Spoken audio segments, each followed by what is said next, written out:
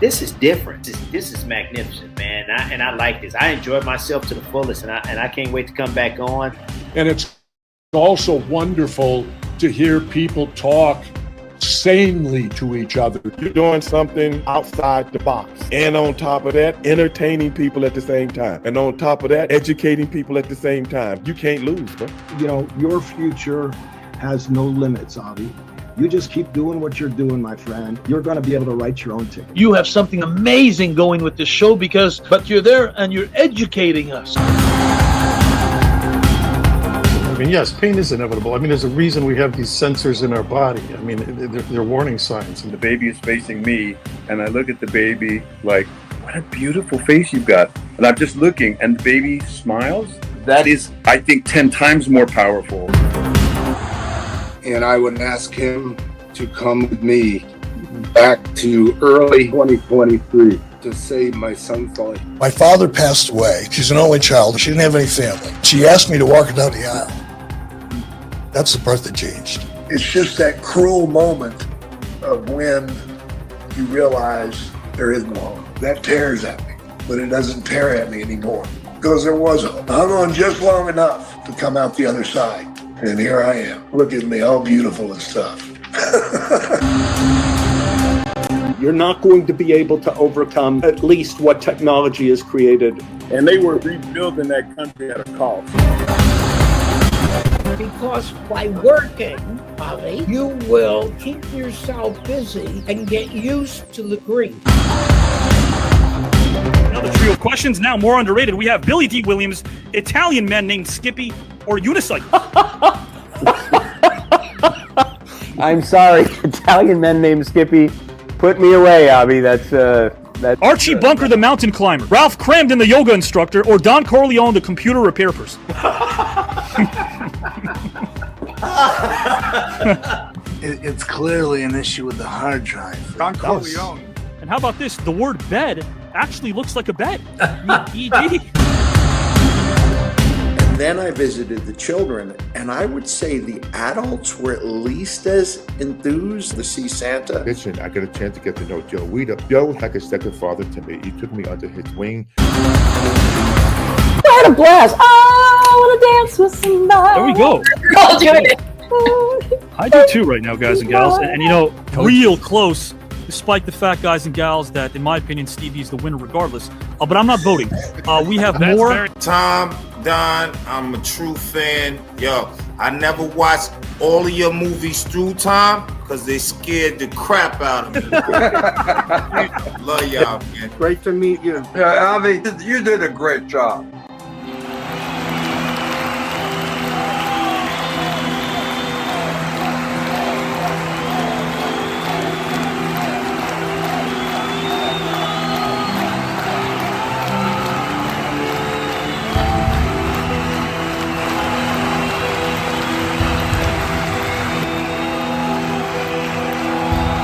John Amos. Man, what an introduction. I hope I can live up to that. And God bless you. Well, thank you very much. I can't think of a better way to begin the new year than with you. Welcome, my friend, to the second round reveal show. Avi, always great to hear your voice, kid, and to hear your intros. You're amazing. Welcome this man, last name Davidson, first name Tommy. Nice. I think that's the best intro I've ever had. Grab your mommy. Here's Tommy. Did you have a nice time tonight in the green room? I had a great time. I can't tell you how refreshing it is that somebody knows what they're doing. Avi is a poet, but he doesn't know it, but his feet show it. You're unbelievable.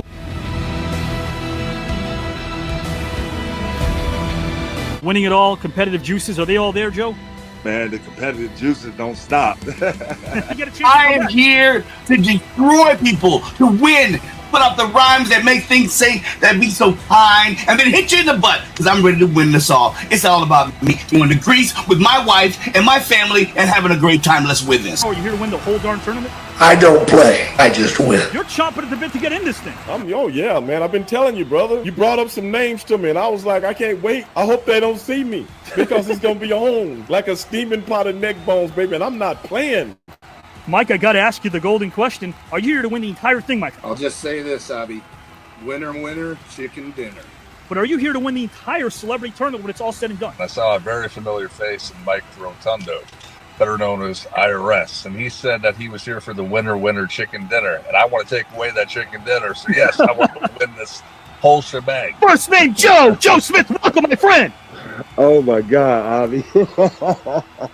Where did you get all of that from? Oh my God.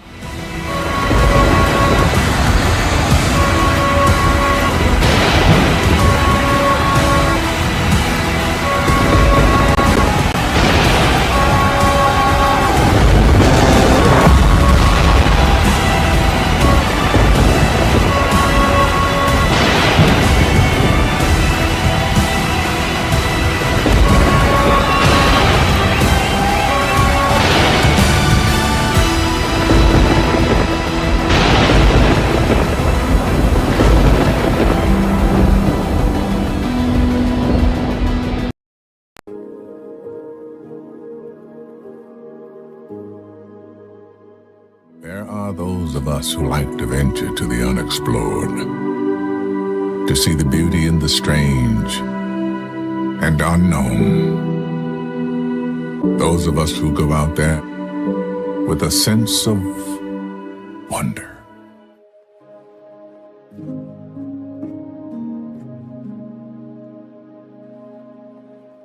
It's the magic of risking everything for a dream that nobody sees but you.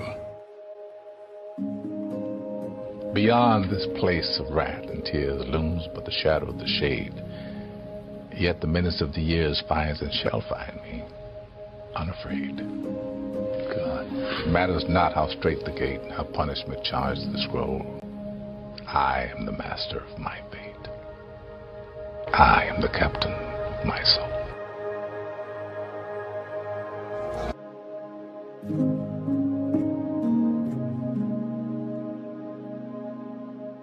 I have to remind myself that some birds aren't meant to be caged. Their feathers are just too bright.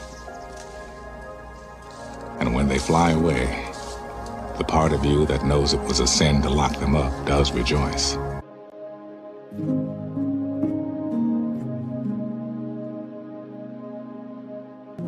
Let me tell you about a voice.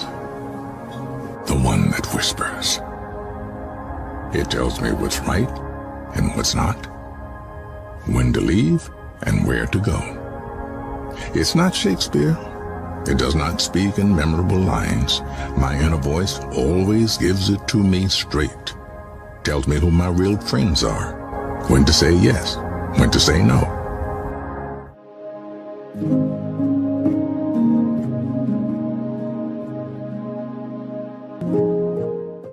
Whether the person sitting next to me is the one I'll be spending the rest of my life with.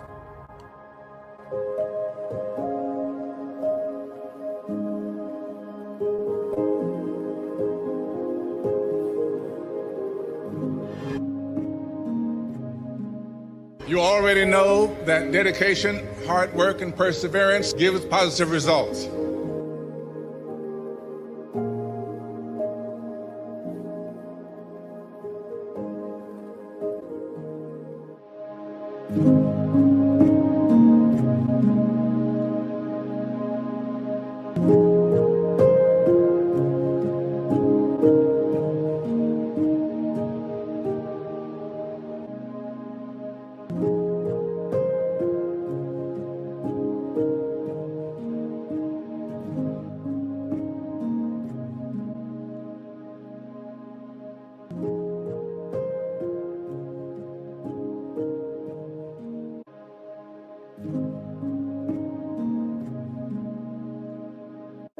Let your instincts guide you.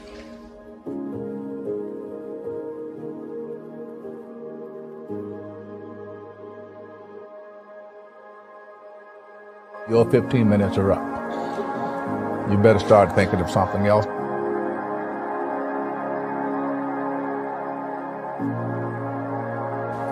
What else to do? What do I want to do? I was picked a day that I was going to go to the Taxi and Limousine Commission to try and get my license. And the day before I decided to go, I got a call from my agent. Paul Newman is casting, wants to see you. Getting a job is like having money in your pocket. If you got it, you can get it. Strangely enough, so this was in September. By October, I had a TV job, an off-Broadway show. I was directing a play, and I was going to be in January going to do this movie. It was called Harry and Sons. Go figure. What would you do if you weren't an actor? If you didn't make it as an actor, what would you do? I have no idea. I would act somewhere, because I'll die if I don't.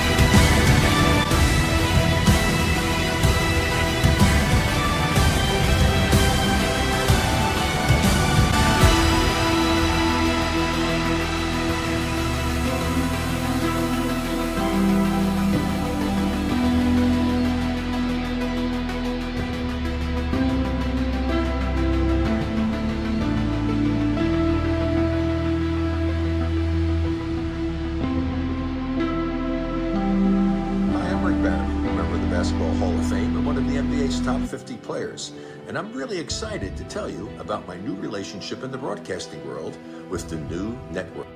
It's TKN, and a young man named Avi Klein has poured his blood, sweat, and tears into creating this new network and assembling an amazing group of individuals to co-host shows with him throughout the network, covering everything you can imagine.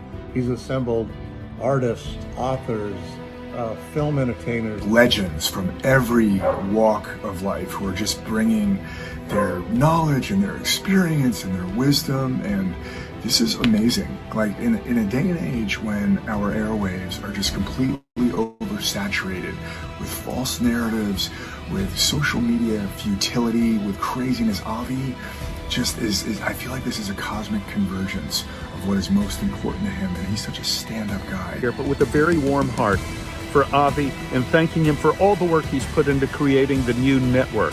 For me, I have just a teeny part of this in terms of having a program that's based on storytelling, where I get to share some of my stories with you. I can't even imagine how hard Avi Klein works. He tells me he gets 4 hours of sleep a day, and I actually believe that, because Avi is so passionate, he works so hard, and tune into Avi's network, because there's a lot of jewels that we're going to uncover. There is nothing that was on TV tonight that even remotely rivals what we did on this broadcast. And I really thank your support. I I lost my father, and you were the first person to support me in all that, and I thank you so much for that. I am so grateful for our friendship. And you know what? You appreciate things in people that make such a difference. You make each of us feel like we're more than we know how to even thank you. Anyway. He's very respectful, and he really connects with the artists and his audiences. And I felt like this guy's on to something, and I'm proud to be a part of this with him. Avi, congratulations. I don't know anybody that can talk as much as you. Seriously, I thought I could talk. You are unreal. But you do it with class, understanding, professionalism. You're simply amazing. I told you that when I first met you. And you ran off my autobiography. It basically was a book. It was simply fantastic. And to think that you do that every show. The greatest wealth is when you can share it with someone. You can share your victories. You can share your failure. You can express your deepest feelings, but the greatest wealth is to be able to say that I have a friend. And I feel an unbelievable level of wealth. And a lot of that is because I have somebody like you. I don't take this man for granted as a friend. I don't take him for granted as a brother. And I will say that because who knows what tomorrow brings. And I appreciate you for who you are, Del, wholeheartedly. The floor is yours solo. Well, thank you, Avi. I appreciate that, and the feeling's mutual. I appreciate you for who you are.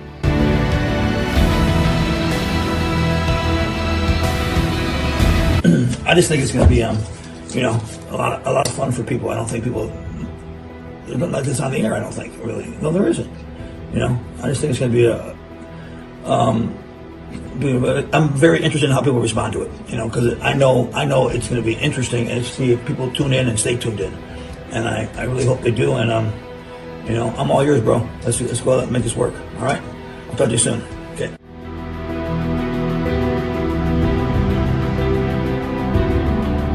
Thank you for being you, my friend. I appreciate you and respect you wholeheartedly. That goes double for me to you, Avi.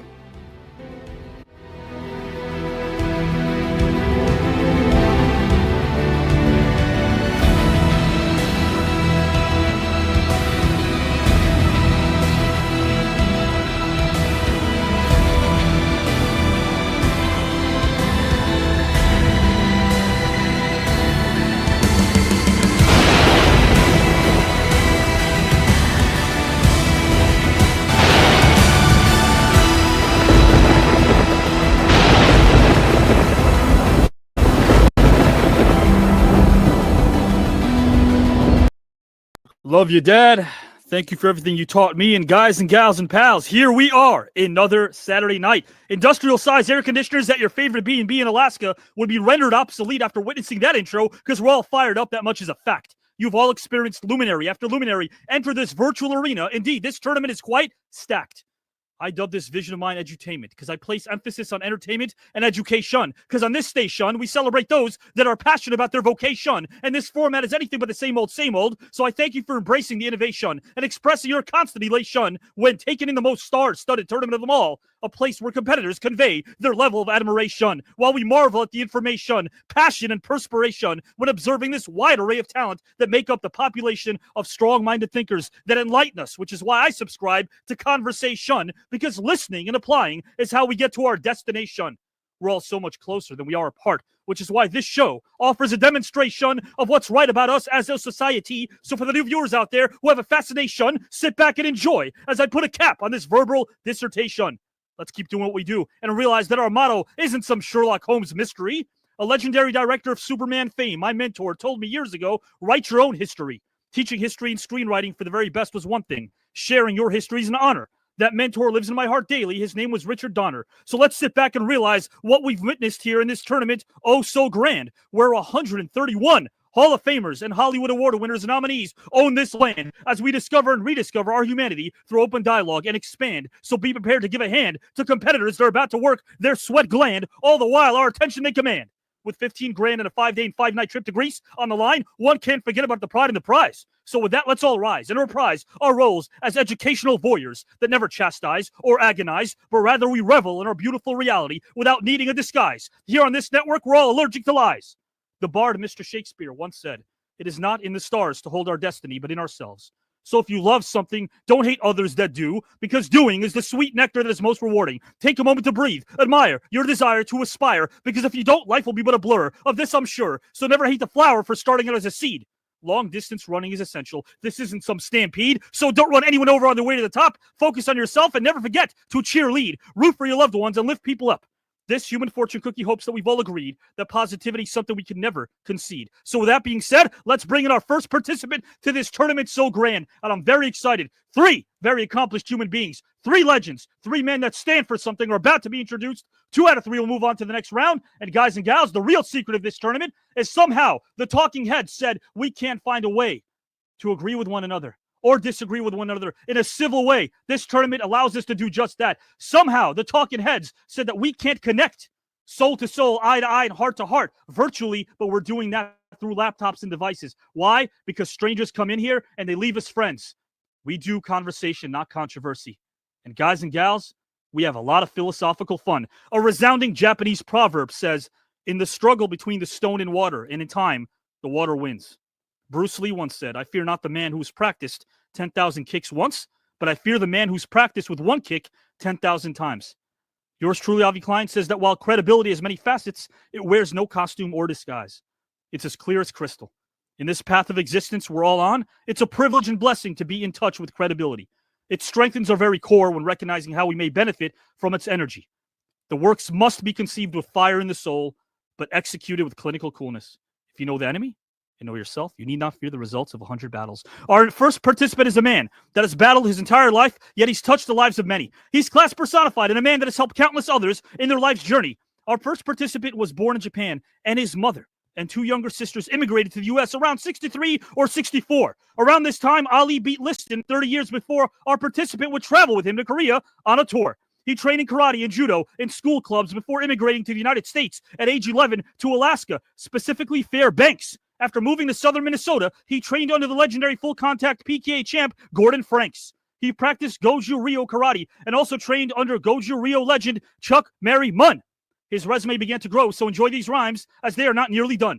Our participant competed in Europe as a member of Mary Munn's world team between 75 and 87, and the PKA named him the best bantamweight in the world. As a matter of fact, he was ranked number 1 from 1975 to 1981.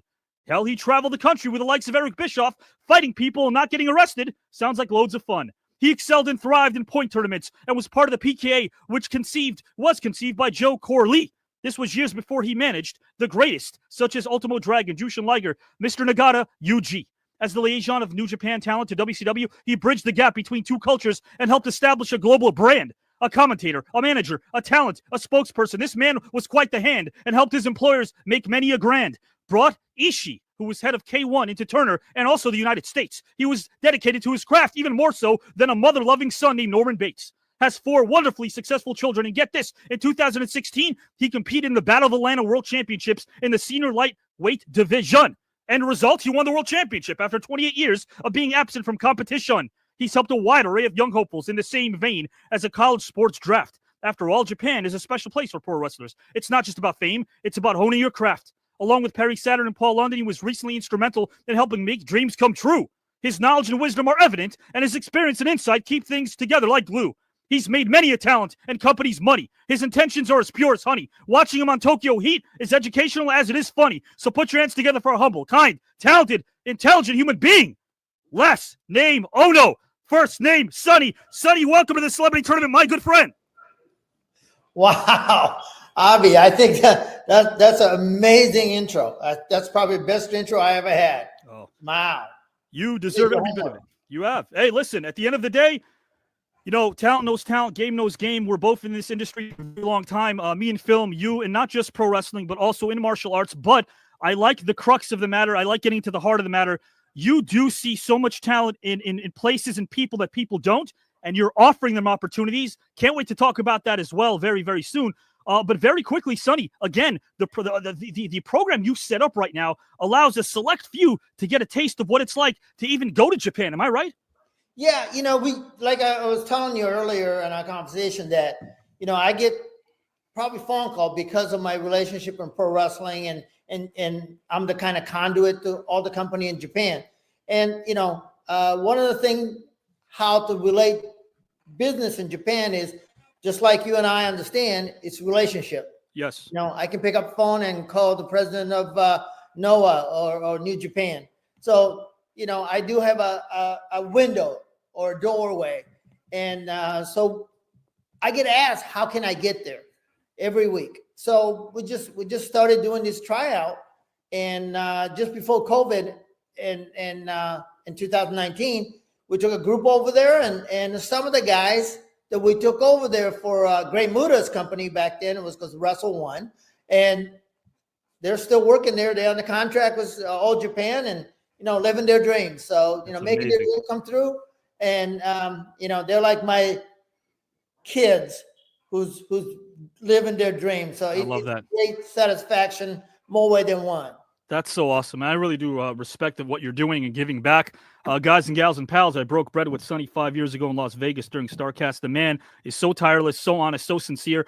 Sonny, I'll ask you the magic question before I bring in our next two participants in this celebrity tournament, oh so grand.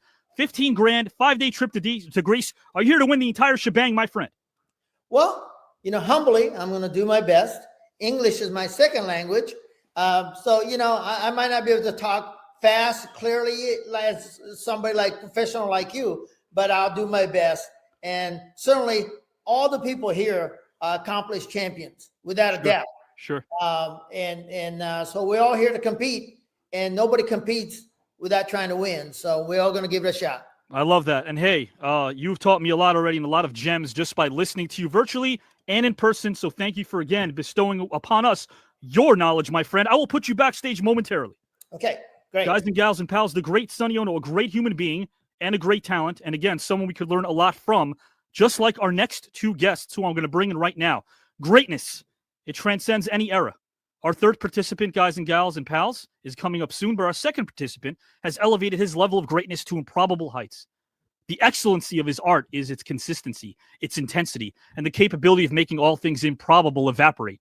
Not many of us know what we're made of until we face seemingly insurmountable odds when we're at our best and in our prime. This man has, and he's still in his prime, and he's conquered each and every one in some of the most high-stakes situations known to any athlete. Our next participant, guys and gals and pals, has excelled in the UFC and the world of wrestling, which makes him a pro. He's versatile and offers up a ton like a can of Progresso. So while I continue my flow, hopefully my verbal dissertation will inform you all of why he's more than just the king of bros.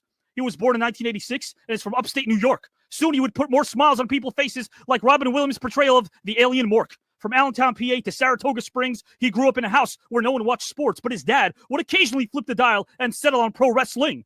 He fell in love with the craft as it proved to be more than some random fling. He watched Hogan and the Giant in a cage, and from that point on, he was hooked. But this was during a time in which anyone under 285 pounds was often overlooked. Growing up by a lake with a book-smart older brother, he oftentimes wrestled on a trampoline.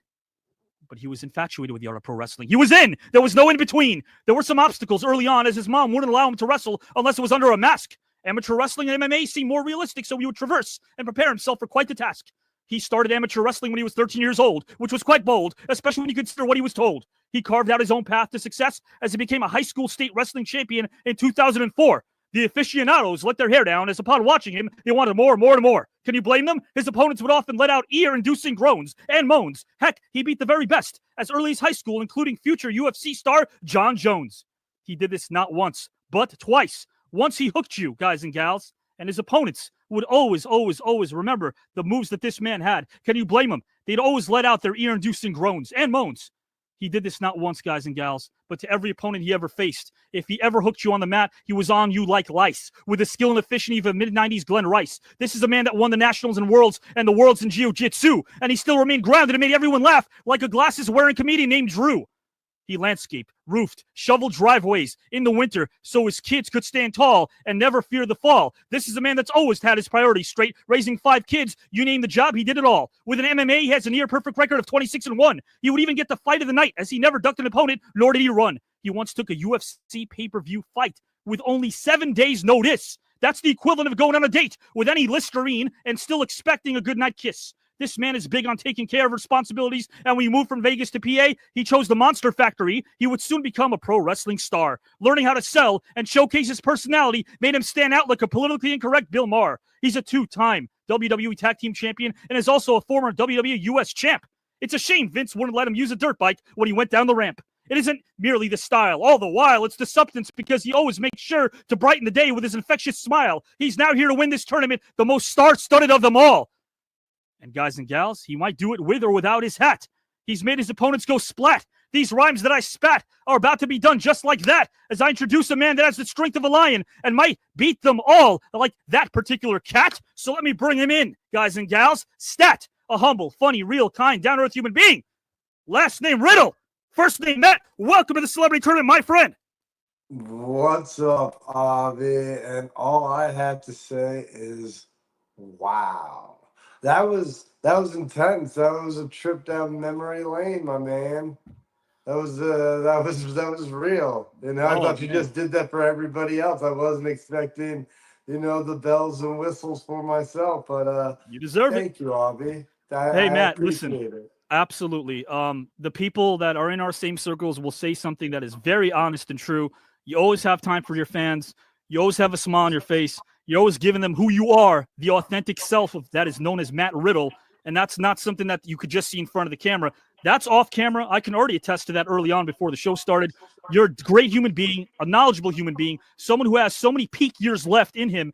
Would this be something great to put on your resume? Going to Greece, winning 15 grand, beating 131 Hall of Famers from the world of sports, music, wrestling, not to mention Oscar, Grammy, Tony, Emmy, Golden Globe, WGA, and Emmy Award winners all in this tournament, competing for the pride and the prize. Would you like to win it all? I would love to win it all, but knowing my track record, I'll probably make it pretty far. But I'm not sure if I'll get the W. But fingers crossed. And just wishing for the best, Avi. I love your attitude, man, and I love the attitude of Sonny Onoo and our next participant. I know that you guys, again, have so much in common, and maybe even more after this conversation, where we learn about each other through topics that somehow allow the athlete like yourself to get put outside the box. Because, hey, I told studio execs before, whether you're a wrestler, whether you're an athlete, it doesn't matter. You guys have traveled the world and back. You guys are cultured. You guys are well-read. You guys have a lot to say. And we're not going to put anybody in a box and ask the same old, same old. I cannot wait to talk about a lot that you have coming down the pike, as Mr. Sonny Onoo as well. Guys, we're going to put this up here a lot as well. If you go to www.therudedudes.com for Matt's merch store and visit his socials, guys, as well, you'll have a lot of updates. All you have to go to is the Instagram, type in Riddle Bro, one word. Twitter/X is Super King of Bros, one word. There is a ton of merch, maybe even some Skittles down the pike as well. I never know about the Riddle Skittles. We'll talk about that hopefully as well. Matt, my friend, I'm going to put you backstage momentarily and bring you right back. Cool.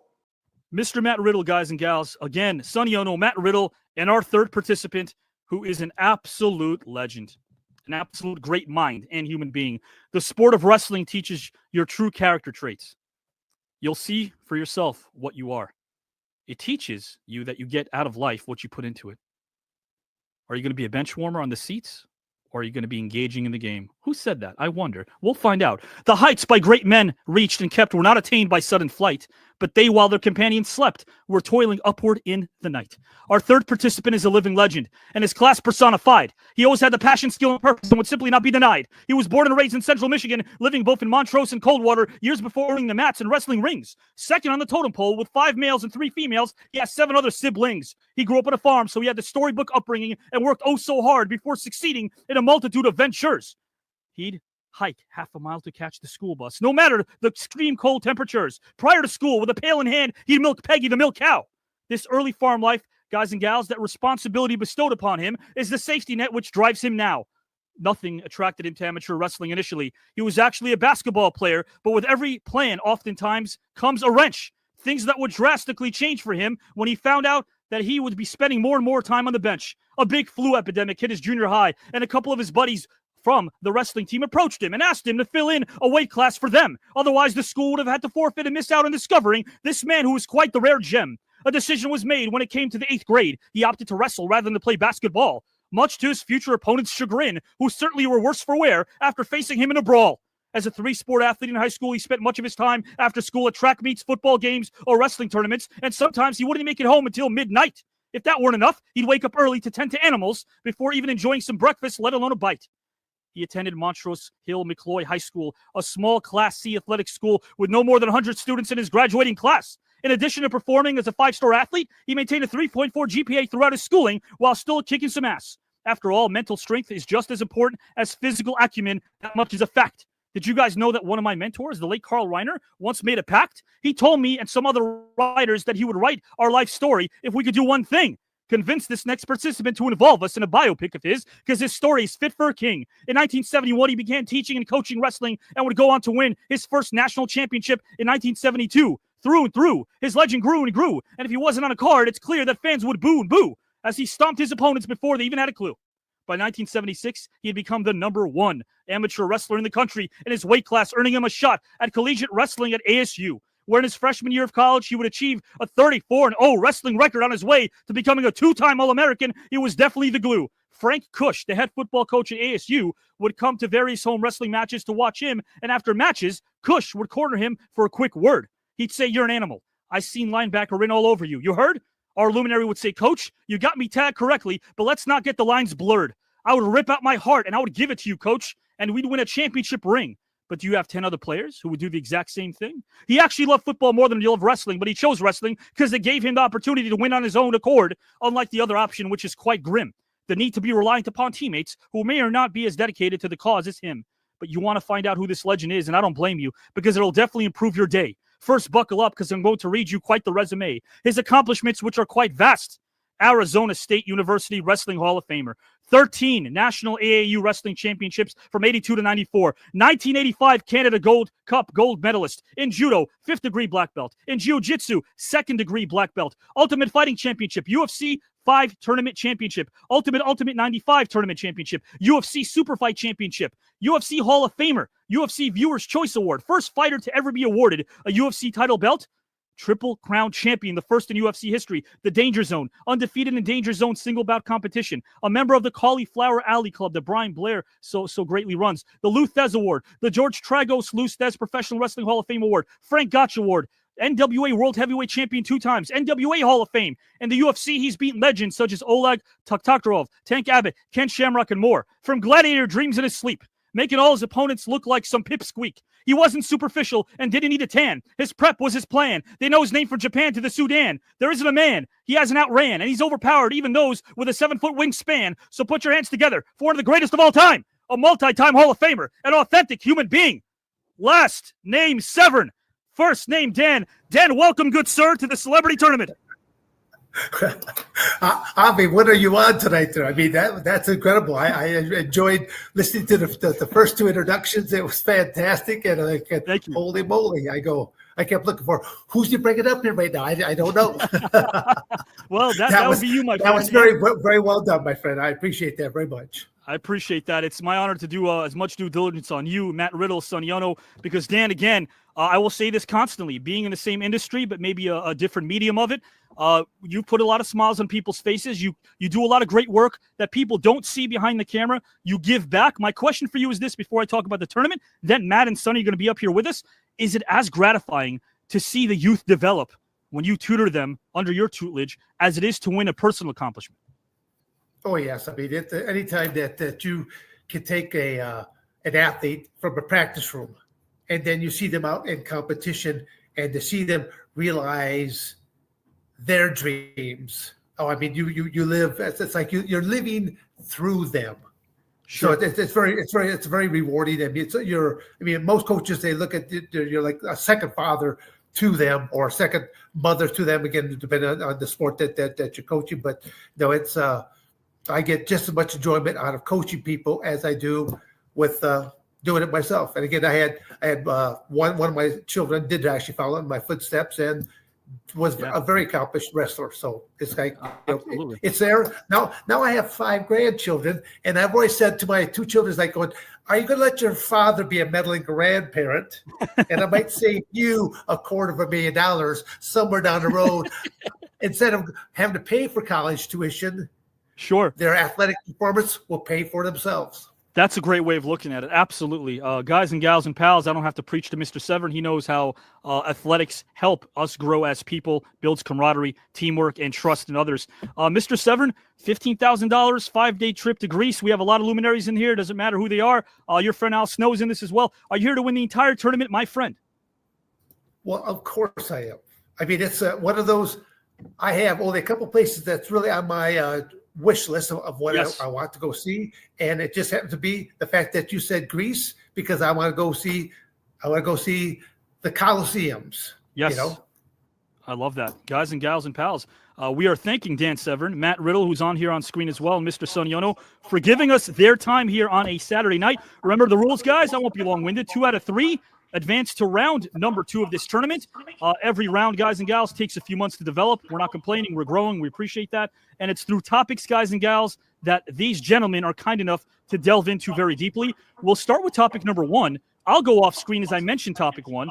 We'll kick it over to Dan Severn, who will delve into it momentarily.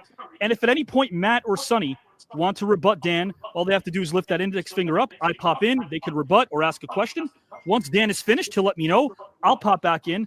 And then, guys and gals and pals, it'll be Sonny and then Matt for topic 1. We'll do the same for our second topic as well. I'll introduce this first topic because it is definitely a very poignant topic that I think is worth discussing. Guys and gals and pals, again, topic number 1 is something I call give me my policy. Give it to me. The United States is known as a democracy. Maybe not after all, because when I taught U.S. history, there were certain things I couldn't teach. But this is not entirely correct. We're a republic. In a democracy, citizens vote directly to pass and change laws. But instead, we elect government officials to represent us. These officials who vote for and create laws in our name. Being apathetic ensures that your voice is not heard. Some people will state that if you're unhappy with our government officials and how the government runs, vote for candidates who reflect your values and interests. But what if you're privy to something that the rest of us aren't? What if there's a singular policy that had the opportunity to see the light of day thanks to your stance? What if you could pick one? So we'll start off with Dan, and my question for him, good sir, is Dan, if you could change or make one government policy today, what would it be and why? Take your time. The floor is yours whenever you're ready, good sir. Well, I wouldn't want to change just one. I'd want to change 3 basic policies. The very first one would be fact checking, because the only candidate that would not want fact checking is the person that's lying to us. So I actually think that fact checking should be brought back and then put people right into place to simply know that as it's going on, if they can have fact checkers come up and say, this is a lie, this is a lie. I think it'd be great to expose our various candidates for what they're not telling us. Fact checking, like I said, would be number 1. Number 2 would be term limits. So knowing that they only get two terms put in office, and then they how much money can they steal in 2 terms before they have to go and live back amongst us? And how well will your neighbors treat you after knowing that you've been ripping us off for the last 8 years? So I look at fact checking, term limits, but then let's put a cap on these different campaigns. When you look at how much money is squandered, especially when you look at what did Kamala blow? I think she blew, what was it, $1 billion? Or was it, or I'm trying to think right now. I think it was actually more than that. But I'll simply say that the fact is that they blew that kind of money and now actually owe money. There should just be a cap, because I look at all the things that could be done. That, you know, when you look at a lot of our first responders, especially like our veterans, and know that veterans need help and they're living in the streets, let's take care of our own before taking care of others. But that's just me. No, I appreciate your talking points, guys. Again, I'm going to pull up momentarily a lot of different things that these gentlemen are doing. Dan is involved in a lot. Could talk about his podcast, because his podcast is doing great things, and our sponsor might be their sponsor. That's something that they're interested in. They like what Dan and his partner have to say. I'm going to bring up also what Matt Riddle is doing, guys and gals and pals, a ton. Check out the merch store and Instagram and socials as well. And Mr. Sonny Onoo, guys, giving so many opportunities to people who want to taste what it's like to work in Japan, but knowing that there is not really a road to get there. Sonny could be that road for you guys and gals and pals with what he does through his heart and wanting to give back. Dan, I'm going to kick it over to Matt Riddle for the same topic, but really quickly, do you feel like right now that there's a bit of a double standard when it comes to the pomp and circumstance of politics? Something we haven't really seen for a long time. There was that time, of course, during Nixon's Watergate, where he was trying to throw cabinet members under the bus. Poor Spiro was thrown under the bus as well. That didn't work. They wanted his neck. They wanted his head. Are we kind of revisiting that right now, where our political figures, our commanders in chief, are grabbing the spotlight for the wrong reasons? Do you think? Well, I mean, it's different types of outlets have been utilized. The fact that you could not rely upon some of the most well-known outlets. You've got people like a Trump that simply is utilizing podcasts, and podcasts that are known for being a little bit more blunt and speaking the truth. So it is kind of sad that if you watch this network, it's going to be a little bit more to your left. If you watch this network, it's going to be a little bit more towards the right. It's kind of like going, call it down the middle. A fact is a fact. That's all there is to it. That's why I look at that. That's why I said my number one thing is fact checking, because as I said before, the only person that would not want fact checking it put into place is the person that's trying to pull the wool over your eyes, and that's wrong. It's absolutely. There's so much wealth inside the United States, and you learn to appreciate the United States a whole lot more when you start traveling to other countries. But the sad part is most Americans will be born, raised, live, work, die, all within a 50 to 100 mile radius of everything they ever did. Very few people get a chance to travel and do other things. People like Matt and Sonny, they've had a chance to travel the country. They've been able to travel to different countries. And the more places that you go and see, the better the education. People are almost the same. Whether you can speak their language or not, people just want to be able to take care of their families. They just want the best for the families. They want to be left alone. They want to know that they can buy a home. They can have their property. They can raise their children and know that their children have got good schools to go to. They're going to get a good education. So that's a great way of looking I can go off all kinds of different tangents of what's wrong with the United States, but is there any other country I'd want to live into? No. Right. The United States is the land of opportunity. Absolutely. And you're saying something that I think is essential for mankind. Take the emotion out of decision-making sometimes when it comes to facts. Absolutely. Facts, take the emotion out of it. Guys and gals and pals, it's Mr. Dan Severn. We got one more topic for Dan, but first, we're going to kick it off to Mr. Sonny Onoo, then Matt Riddle. Same topic for Sonny, guys and gals, which I'm going to read to him right now, and he can go on as long as he wants as well. Dan or Matt can rebut if they'd like. If you could change or make one government policy today, Sonny, what would it be and why? The floor is yours whenever you're ready, good sir. Well, what's interesting to me is the United States is my second home. So, I came here when I was a young kid of 11. So I embraced this country, and this is, like Dan said, this is still, and I travel, and greatest country in the world. Certainly has. I have lived the American dream, this is the greatest country that gives you opportunity. Nothing's given to you, but it does give you an opportunity. And the champions amongst us here, all of us, we all strive to be a winner. And we all were lucky enough to have a parent who supported us, a teacher who supported us, coach that supported us, to give us a chance to succeed in life. And certainly taking the pattern of learning how to succeed certainly has given us, beyond certainly has given us a vocation. One of the greatest things I ever learned is that if you can make living at your hobby and turn that into your vocation, and I certainly have done that. I learned that a long time ago. If I can make money fighting, because that's something martial art, that's what I did. And I owned the karate school and did all those things. And like I said, this is the greatest country in the world that gives you opportunity. If you're good at it and you're passionate enough, you can certainly achieve that.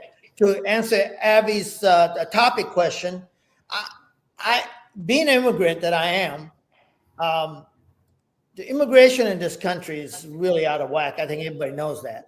And I did a little research and found out there's like 8 million undocumented workers in this country.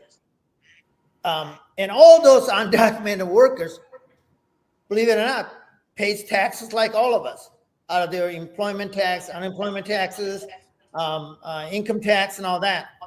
And none of those undocumented workers benefits from any of that because they're not going to file unemployment, and I think there got to be a way that they can utilize that and to help these undocumented workers because they contribute to the society of the United States, and there should be a systematic way for them to become a citizen. And certainly, if you're not a good citizen or if you commit a crime, they should boot these guys out of here, the way they came from. But at the same time, all our parents, including myself, we're all immigrants to this country, all of us. And if you go back a few generations, we're all first-time guy who landed in this country. So, and I think we're all sympathetic, but immigration in this country is out of whack. And there's a lot of people that's, on the borders trying to come in here because they think, and it's true that this is the country of opportunity, but they got to be able to come in here the right way, and they got to be a education that they know how to get in here the right way, and that would be my passion. Absolutely. No, I appreciate that. Sonny, there's a quote I want to bring up here. Cowards die many times before their deaths. And by that, people who are afraid to live may not experience life to its fullest. A lot of times people might always talk about the quantity of people that live in this country. They talk about how it's the land of opportunity, and it is. But do you feel as if right now we're at a point where it's such a black and white issue where people are making it more about the people that don't deserve to be here because they don't have their paperwork rather than realizing that we never allowed anyone in this country that did not want to earn their right to become an American? I too, my parents, my family, I'm sure everyone can trace their lineage far back to different parts of different continents. Do you feel as if right now we've gone so far down the rabbit hole that the voiceless who have voices are in control? It seems like right now everyone in the room is screaming at the same time without credibility. Is there still a way to keep this under control? The borders, as you mentioned, do you think that there's still a shot? Well, I certainly think so. I think they have to be a more stronger law, and they have to be very clear and to certainly to immigrant trying to come in here, how to do it the right way, right? I mean, what was really interesting, after the election, they were asking all this Latinos, why did you vote for elect President Trump? And when he's talking about mass deportation, and it was really interesting because these were naturalized citizens who came, whether legally or illegally, came into this country and got naturalized.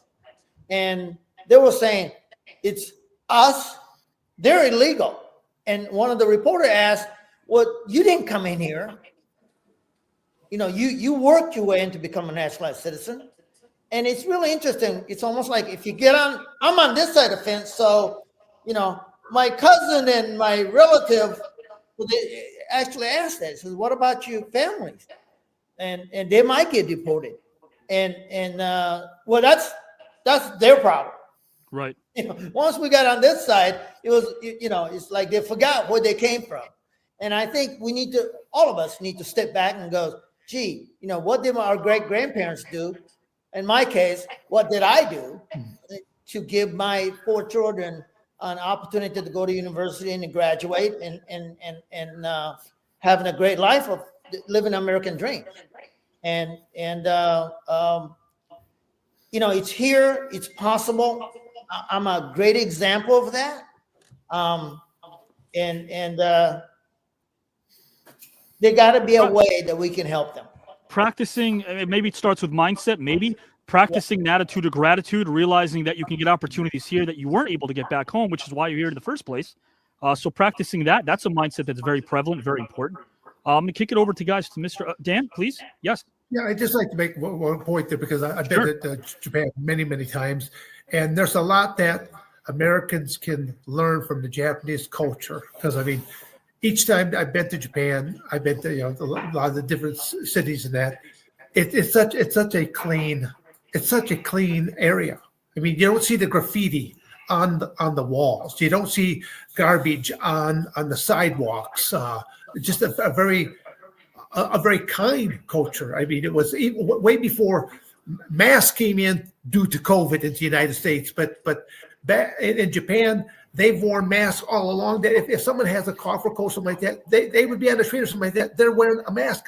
It surprised me. Like the first time, I actually had to ask one of the other folks that was with me as to why would be doing it. Again, just out of common sense, like that. Sure. Common sense that they're not trying to infect other people, but it's a very kind culture. It's a very clean culture. But then I also look at they could take a piece of real estate, and in that confines of that piece of real estate, they could put so much more in there. I always thought that the tiny home movement probably started right there in Japan, because I remember like saying in one of my very first hotels. I mean, you had. I could sit on my bed, and as I went to put my shoes, I'm bumping my head into the other wall. I mean, it was a small room, but everything was in that room. I'd have to park my feet to watch maybe like the 5 or 6 inch screen TV that was built right into the wall, but it was like it's all here. Sure. So there's a lot of things I'll sing the praise upon, and again, but then you look at their lifestyle, how they eat. They're thin people. You don't see heavy, obese people like you see here in the United States. Again, I'm going off a different tangent, but there's just a lot that says something about their culture when you look at their education and you look at what they do with their homes. They could just put a lot in a little bit of space, but everyone in the United States wants to have that big car, the big old mansion. Right. I don't want that. That's never did. I can understand that. Mr. Sonny Onoo? Well, it's interesting what Dan said. Dan been to Japan many times, and one of the things that the education system in Japan is a little different. They go to school about 11 months out of the year, and they go to school on Saturday, and so there's a lot more educational time to begin with. No idle time, as they say. And first, like grade school up to about 4th grade, there's no testing. They don't test anybody. I think testing have a tendency to put people in, like, segment you into a class system, or the Japanese used to be a big time class system, but it gives you a little freedom to find out what you like to do. Right. And one of the most things that they do in Japan, what Dan was saying it's a term, it's called mindful of others. In other words, if I do this, if I talk on a phone, on a train, how is it going to affect people who are sitting around me? And if I throw a trash out the window, what does that cost downstream? What does that cost people around me? Which sounds like a foreign concept here. Yes, it is. Right. It's like, yeah, I can do whatever I want in this country, right? Sure. It's my right. But the truth of the matter is, everything I do, if 3 of us, Matt and Dan, we go to take a trip to Japan, what I do or how they act, whether we're out drinking or we're having eating, will affect us. If Dan does something and who Japanese would consider rude, if Dan's one of the first American Japanese ever met, they're going to say, wow, those Americans, man, they're just ugly as it could be. Sure. This is affect how they see Americans. So those are the kind of things, just everything you do affects other people, especially immediately. Very good point. Yeah. And I wonder if it's because we're also a young country. We're about to celebrate, nobody brings it up, 250 years, right? We're talking about 2026. It'll be 250 years. And I think it's because when I taught history, I used to say this. We're now the equivalent of a teenager. I think in the 50s, when people idolized Americana, so to speak, we were probably the equivalent of an 8-year-old or a 9-year-old finding his or her way. Now we're that rebellious teen that speaks so loudly and wants to chastise and agonize people who have opinions. We're so rebellious as a nation right now, I think, because of our youth as a nation. People forget how young we are as a country as well. Right now, for the same topic, and then one more and we're out of here. That's it. One more topic after this.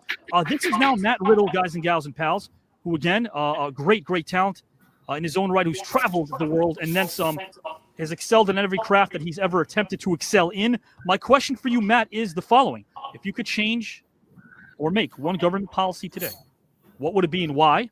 The floor is yours when you are ready, good sir. Perfect.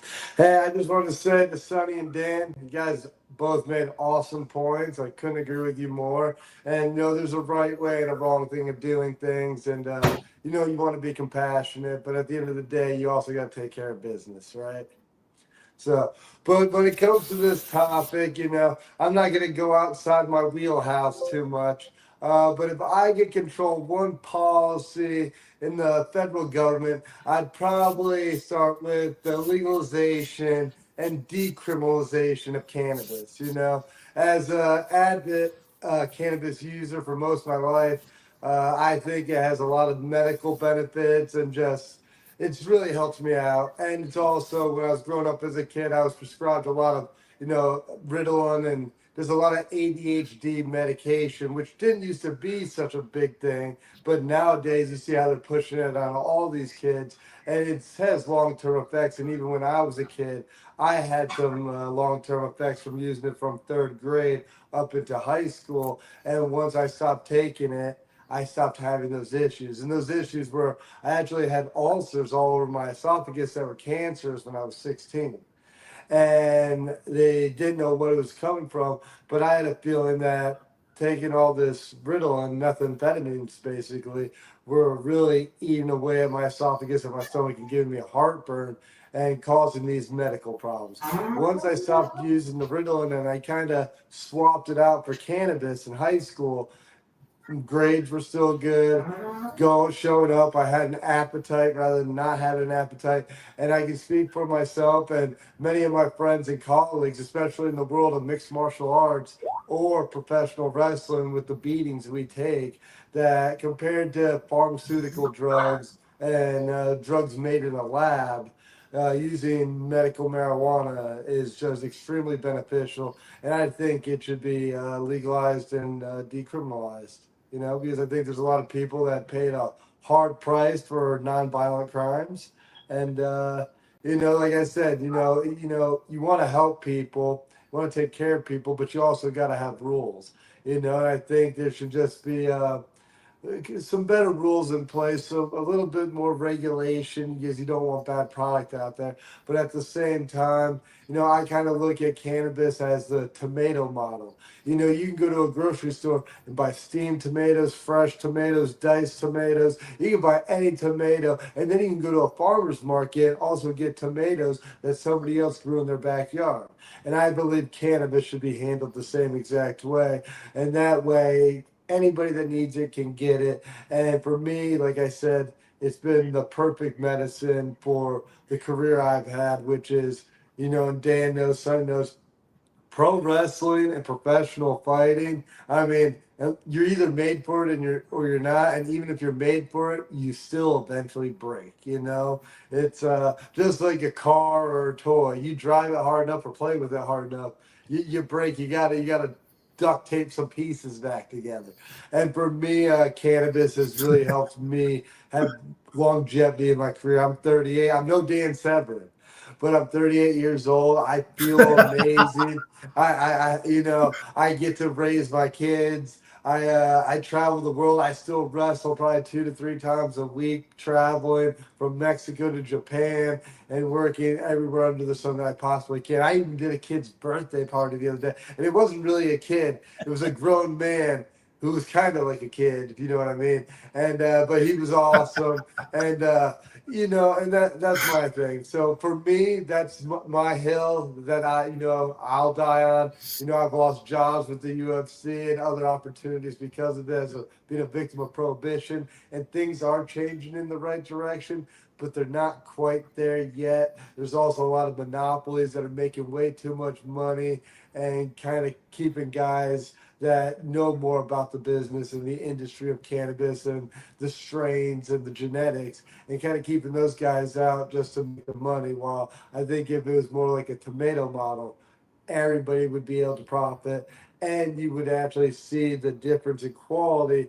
And also, just like I said, you go to a grocery store, you might get some steamed tomatoes in a can, but if you really want like a good juicy tomato fresh off the vine, you're probably going to go to a farmer's market in your town, and you're going to get a more premium product. And it's the same thing with cannabis.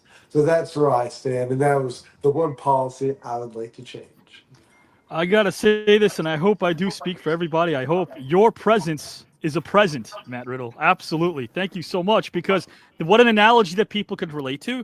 I'll say this. I'm a pretty boring guy. I really am. I have to say that. But, coming out of high school, the only thing I did, I would say that I didn't really pursue fully and try to succeed in, it was about 2 years worth, was I bodybuilded. And when I came out of bodybuilding, there was a gentleman named Carl Luzzo, first name Dennis. And I wrestled for Dennis in the NWA New Jersey for about 3 years, but I was awful. I was a weekend warrior. And off I went to use my degree to teach and screenwrite. But I did learn a lot by keeping the old lip zipped. And my point is this. I did take anabolic steroids, and I'm very honest about that. I did it for a year. I did what's called stacking to our audience, where I would stack one and the other, and I wouldn't go off cycle, which was horrible. Thankfully, I had milk thistle, which helped. That's a different story.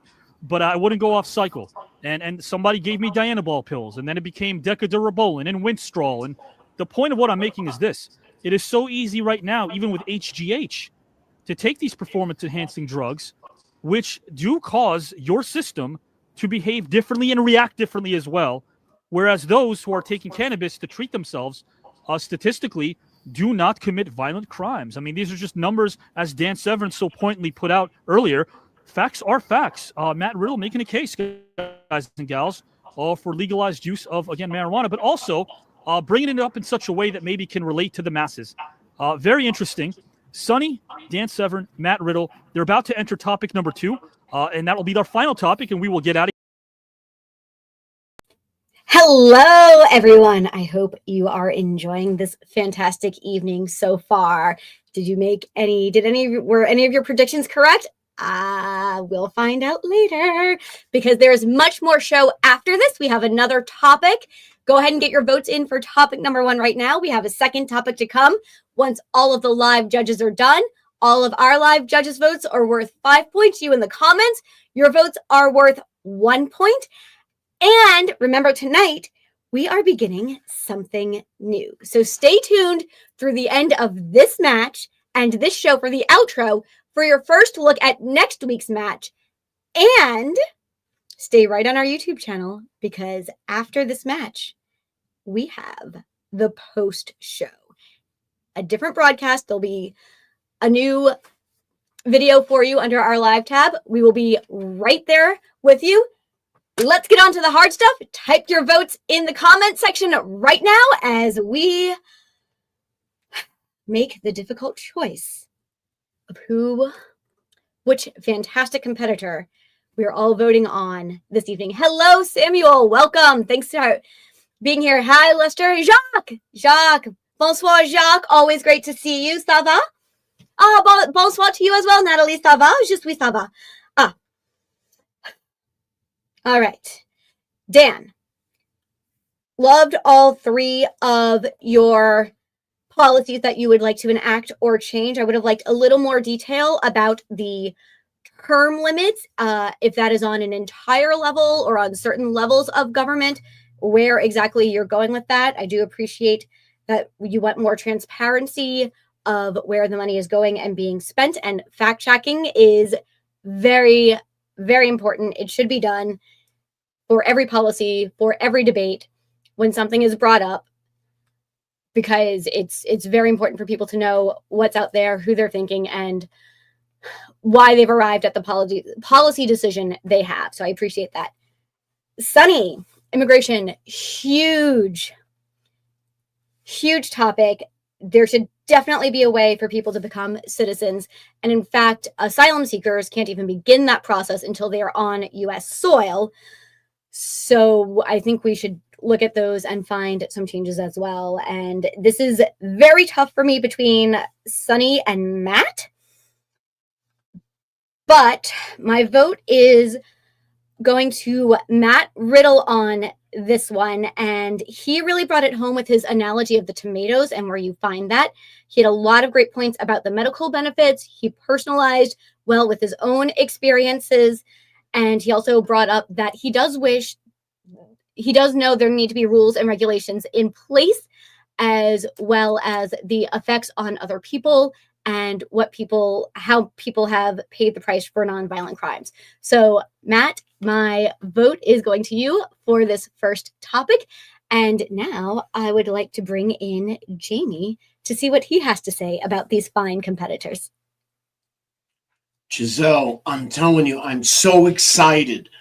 Between the fact that these three competitors are on, as well as the post show coming up right afterwards, where you're gonna have to check it out. Okay, lots of points here.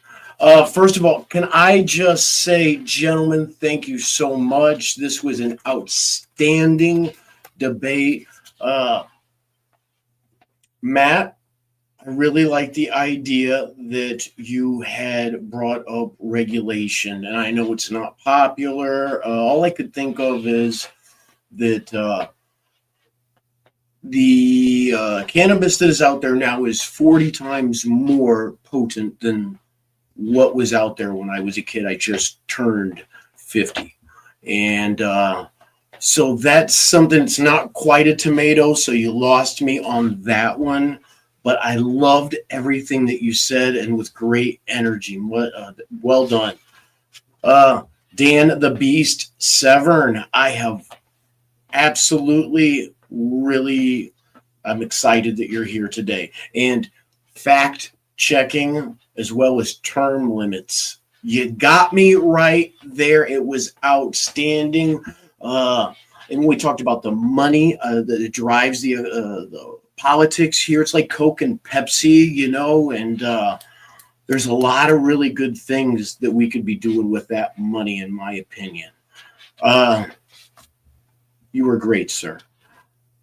Moving on to Sonny. Sonny, you had me with some of the talk of the taxes that are paid by undocumented workers, and also you tied it into a life experience. I'm going to have to give my vote to you.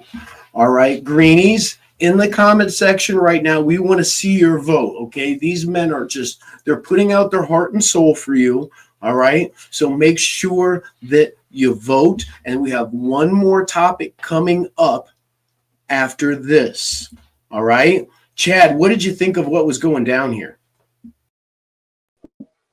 Oh, well, let me tell you, this was a really tough one for me to judge, Jamie.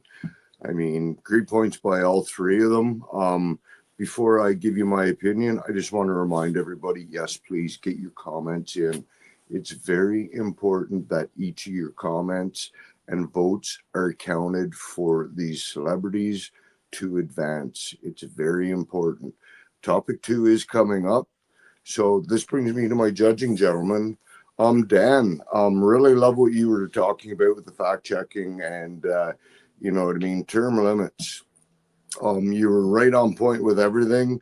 And I mean, just great stuff. Until Sonny came up. Sonny, I think he took the lead when he wanted to talk about immigration and, you know, the legalities of it, doing it the right and the wrong way. I firmly believe that, you know, anybody should be welcome into any country as long as you do it the right and proper way. If you don't, as we see, you know, people trickle in, you get the illegalization of the crimes, whatnot. It becomes more and more of a problem. If people would just get more on board of making it legal, I'm sure a lot of these problems wouldn't be out there as much. I know we can't get rid of it totally, but at least it would dissipate a lot of it. Matt, legalization and decriminalization of cannabis. You know, I really enjoyed what you have to say about that, and I think it's something that that we take very slowly, because this is something that is very powerful drug. The government is bringing it out into so many different strains that there's just so many different levels of toxicity to it. What the effects could be, you could smoke some stuff that, you know what I mean, you feel fine, and other stuffs that could just put you right out. That could be very effective to the young children these days, especially if they're going to be behind the wheel of a vehicle. We're now letting that to be more accessible into their hands. So, I mean, great points. But I think along with that, it's also allowing our children to get it at a younger age, maybe even just from their friends, even, you know, when it comes down to having an age of majority for that. So for this topic being said, I'm gonna have to, I'm gonna vote for Sonny on this one. What do you think, Larry? Give me your thoughts on how you're gonna judge this one. Thank you, Chad. I appreciate it. With this, I have, I mean, it's a pleasure to watch, and all the points were awesome. Very different subjects. Go ahead and get your votes in, like we're doing right now. It is tough. Do it unbiased, not necessarily because you like or dislike someone in the past, but do it based off who resonated with you. Someone that you may not be a big fan of. It could be someone that you actually resonated with. For me, I enjoyed Matt talking about the legalization of marijuana just because I do have friends that it has helped.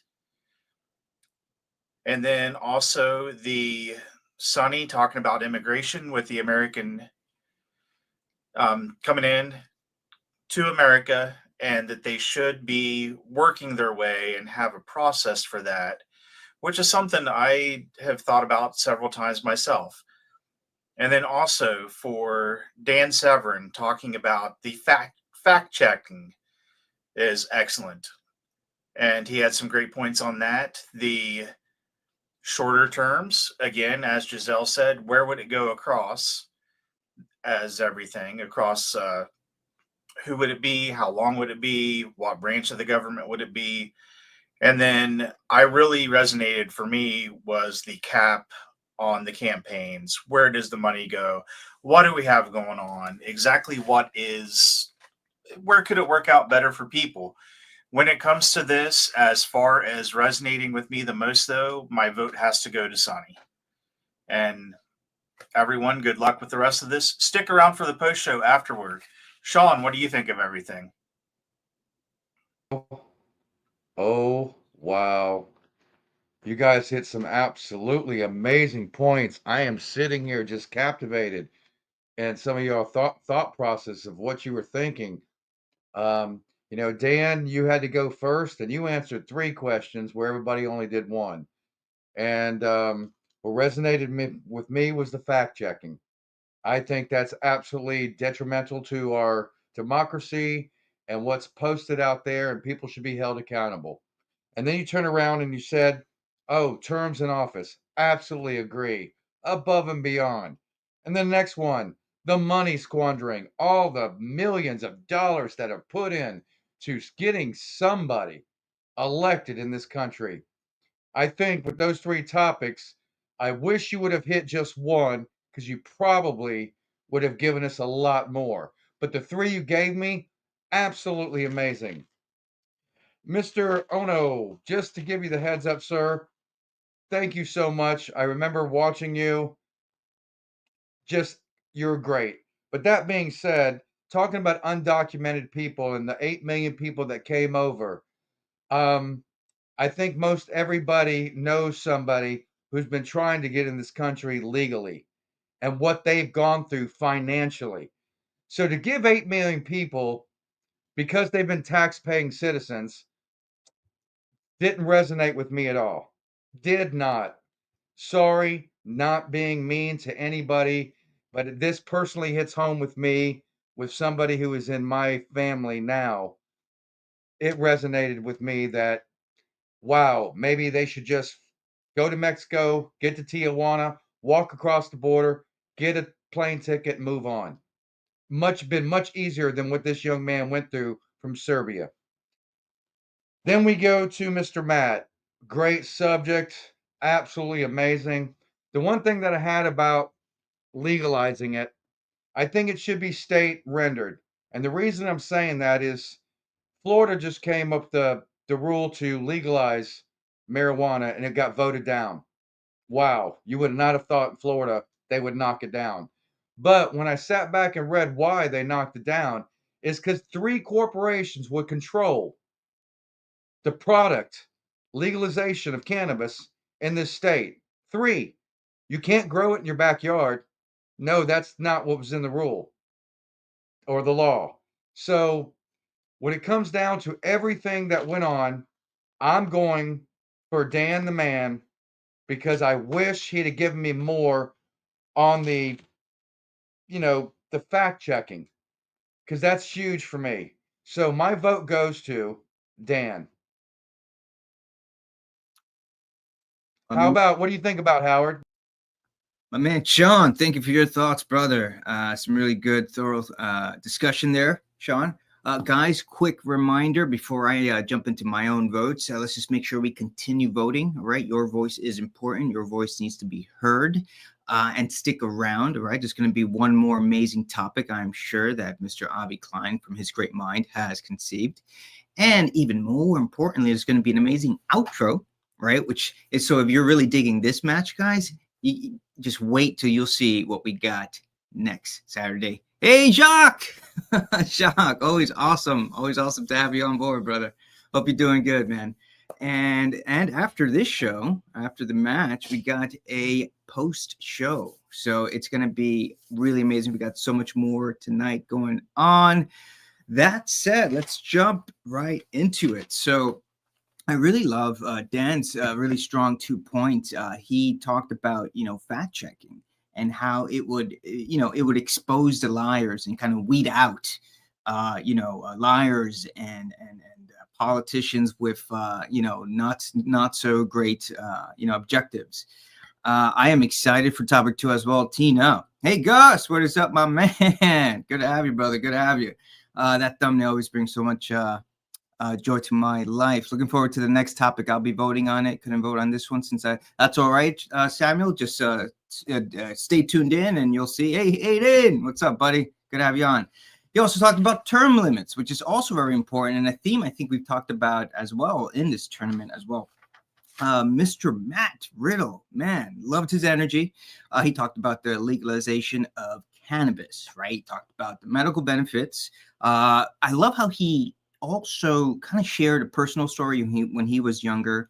He talked about how, he was on Ritalin and how that was kind of creating ulcers for him and creating a lot of health defects, and how cannabis ended up really helping him out. He also talked about how certain crimes people are punished for very severely for crimes that are not as severe. But it leads me to Sonny. And being a first-generation Dominican American, my family came from Dominican Republic. They worked hard and they've been able to really do well for themselves here because of the amazing opportunities that this country has given us. To me, this is the immigration story is the American story, to me, in my opinion. So he talked about being able to create a system that helps undocumented workers, obviously vetting out the criminals and making sure that they don't necessarily get into this country, and making sure that we keep that in mind as well, because that is super important. So ultimately, my vote is going to go to Sonny, and I'm so excited what these 3 gentlemen have in store for topic number 2. So let's bring it back to the amazing panel. All right. Really quickly, just a couple of observations that I make here, little moments of levity. Maybe you guys can have the answer to this, so just jump in if you'd like to. Carmen Sandiego and Waldo ever got together, would their offspring be completely invisible? Probably. One would think that they would. One would think that they would. Guys and gals and pals, again, to the studio out there, you know who you are. You said we couldn't keep this clean and still get good numbers. Yes, we can. We can keep it clean, have a good time, and learn from one another. We do conversation, not controversy. That's what the new network is all about. Dan Severn, Sonny Onoo, Matt Riddle, bestowing upon us their presence of excellence and knowledge that they are providing in mass. Topic number 2, we'll kick it over to Dan again. Topic number 2, our final topic for Mr. Dan Severn. Dan, this one is a thought. You don't give me a chance. Yeah. You don't give me a chance to even think about these questions. You just put me on the hot seat. Please, okay, that's please all right. do, please. I missed the hot seat. Send me in, coach. Send me in. No, please do. Go Please ahead. do, my friend. Yeah, God Almighty. No, you know what? I'll be honest with you, Dan. You and I spoke the first time about 2.5 years ago. You're a former educator as well. You're a very humble man. You'll never bring up a lot of your accolades and accomplishments, which is why I like doing that in my intro. But before I delve into topic number 2, I think it's safe to say, Matt, if you're okay with this, Matt, growing up as an MMA fan, you were a fan of Dan Severn's, were you not? Dude, the first UFC tape I owned was the one where Dan Severn won the UFC tournament. Wow. And I watched it all the time, watch it and work out in my room. I had a little set of weights. Sure. And I would do push-ups and use the little barbell I had. Wow. And I would watch videos. You know, back in the day, we didn't have the internet wasn't as good. We had That's right. dial up, you know, what is it? And you know, I watched a lot of wrestling, but MMA was like it's just starting to come, especially like in America, especially in certain spots. I was living in New York at the time, and Sure. MMA was very no, right? Like even when I was older and I started training, you would if you trained in New York, you'd have to like go underground or train underneath like a weight room floor, and you know there'd be wrestling mats in a basement, stuff like that. It's incredible. But yeah, huge fan of Dan Henderson, or Dan Severn, and huge fan of Sonny as well. You know, but I feel like me and Dan have more of that background going from, even though Sonny does as well, but going from amateur collegiate wrestling and professional mixed martial arts like the UFC Sure. into pro wrestling and mixing the two. And I feel like we have a very similar style because we like using submissions and grappling Right. rather than just doing suplexes and strikes, you know, which a lot of pro wrestling is these days, even though it's wrestling and you're supposed to wrestle people, pin them, and you know, submit them. Such a good So point. Yeah. I watched a lot of Dan's work growing up, and I was a big fan. And then And you know what? Even and you overcame so much, Matt, because even though your parents thought that maybe at the time as a youngster you were a little dainty, once your mom saw you compete in your first fight, you ripped the guy's shoulder out of its socket in 45 seconds, and your mom and everybody was like, I think he can do this, and I think he can do it well. Is that right? That is correct. Also, when I did that, because I am still a child at heart, if you've ever seen the movie Hook and the lost boys, they crow. Right. And after I ripped the dude's shoulder out of socket, I did a little. Is that what it was? Okay. And He was just the distant guy from laying on the professional wrestling. ground who was probably in his early 30s. I can't wait what you do to an opponent after watching Willow, which was one of your favorites. How RoboCop. You owned all those VHS tapes too. I like Willow, RoboCop. I was a big Howard the Duck guy. Howard the I Duck, don't know if you guys dabbled in some Howard the Duck. I heard Those were your go-tos. Those were your Yeah, go-tos. I know Howard the Duck. Yeah, I love that. Absolutely. Yeah. And you know, I want to bring this up again. You know, Matt talked about experience over here and savvy. I want to bring this up about Sonny real quick, guys and gals, because it's very, very important to bring this up. God Almighty. I mean, when I think about your journey, Sonny, the MMA wasn't even a thing when you were doing what you were doing. And I want fans to understand that wasn't even a thing. I mean, essentially, you know, your goal was to do what you loved. If you could travel to places like you did, like Chicago, all these different places in the U.S. and compete on weekends, Eric Bischoff was there as well, and make some money. And as you said, ingest, you know, not get arrested. That's a good time. Well, he wasn't, you know, Dan understand this because he was such a beast, as his name sake. But you know, when you were in your 20s, you know, there's two things you're looking at, right? Yeah. You're looking at those curvy ladies, and you're looking at get into scuff without getting in trouble. Sure. You know, so you know, lucky enough, Although Eric got in a lot of trouble, but I was smart enough to leave before the light came on. And wasn't Eric like stomping on people's heads and stuff, Sonny? Well, Eric was a great competitor. He was Dan. He was a collegiate wrestler. Right, wrestler. Yeah. And then he blew out his knee. That's why he got into martial arts. Sure. And that's why I met him coming out of college. But we got to be friends, and we all remember this. No money, but we wanted to compete, so we would go to these tournaments all over the country. Right. And we were up in Minnesota. I used to train up there. I was in Iowa. He was up in Minneapolis, and we would go to Chicago. We would go to Battle of Atlanta. Right. The Tobacco Road in Carolina with all those university there, and it's the best of the time. It really was. We're in our 20s. We if you win a championship, you win your division, you're having a date for the night. Right. You know what I mean? I had ladies who didn't want to give me a one look, this short little Asian guy. Right. But after I won the grand championship, I had to fight him off my hotel door. Yeah. Those things, right? You all been there. And so I, light bulb goes off in my head. Hey, this could be beneficial to me if I can keep a light bulb. Yeah. So that was one of the way I travel. And I love it. So that's how I and one of the things I think we all understand here is that we all realize is that winning is very important for self-confidence, clearly. Sure. And having what Dan does, I want to give real praise to what Dan does. He goes out and coaches all these guys all over the country. Given someone like Dan Severn, who can give you a little light, maybe 1 out of 10, even maybe 1 out of 100. The kids say, God, this is what Matt was saying earlier. Watch Dan an earlier competition. Sure.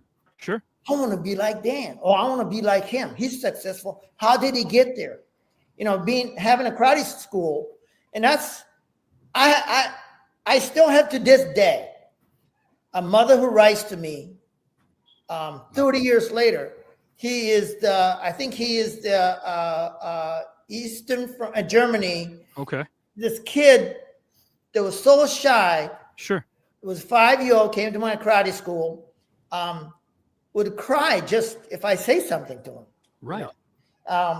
And the mother writes to me, and I have an amazing amount of letter from her. He is now, I believe, the military police commander of the Eastern Front. Wow. And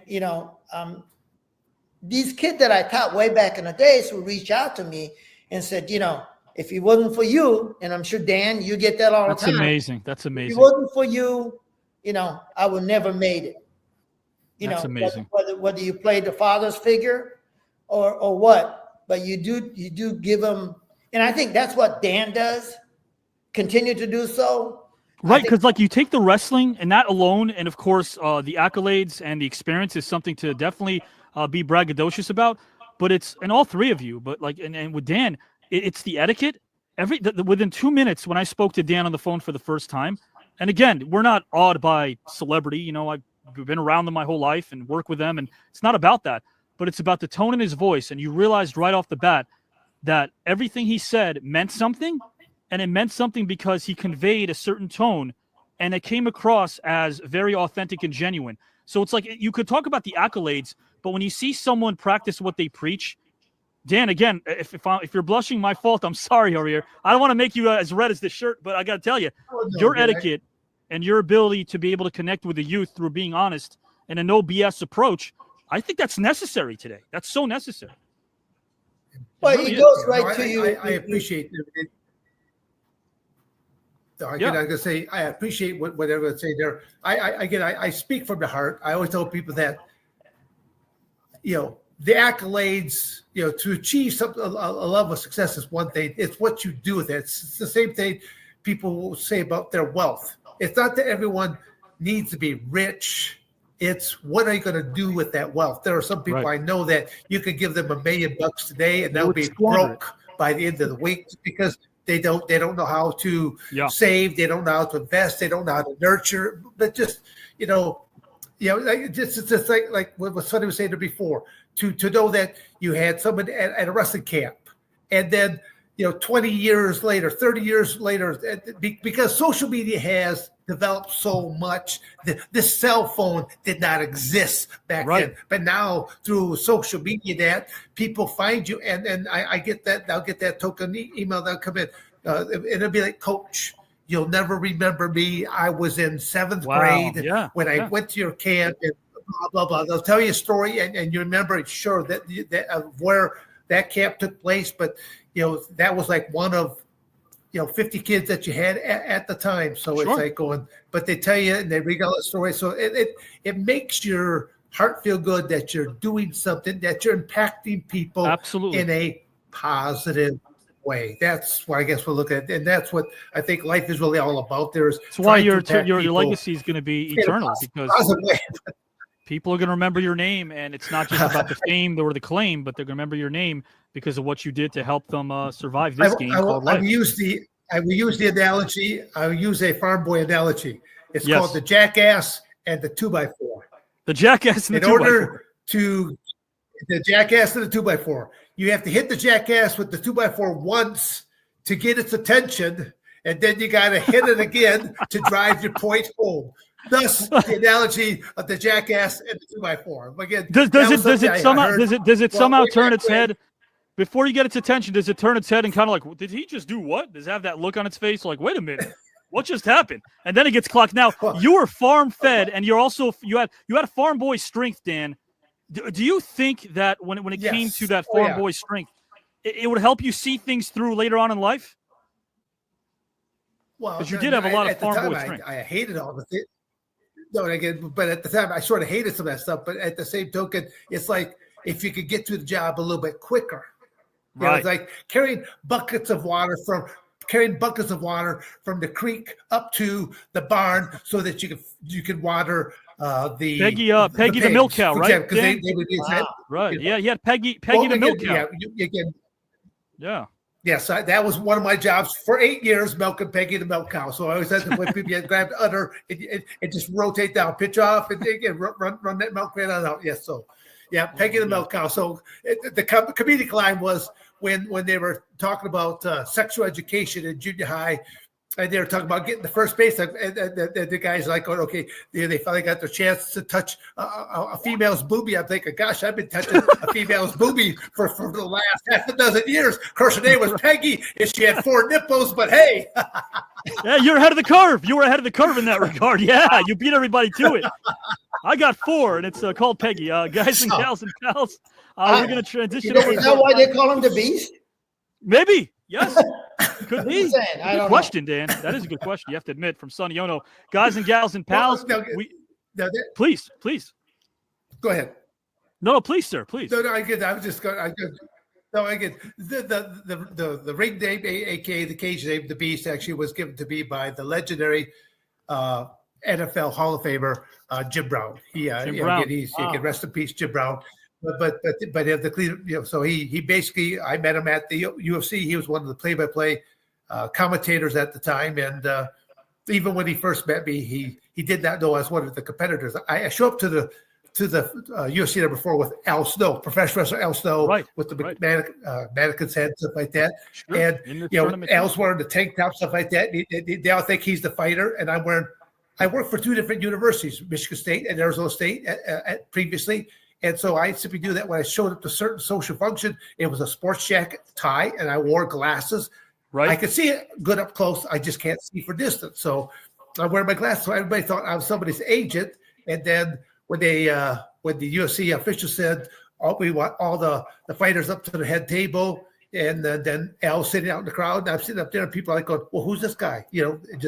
So it was just kind of comical. I would not have wanted to ever face, well, never, obviously, ever, but I definitely would never have wanted to face a Dan Severn from 84 to 86. In that 2-year span, Dan pushed the envelope so much further. He just knew how far a shoulder joint would go before it pops. Let's just say that. Man, oh man, guys, if you look at Mr. Dan Severn's resume.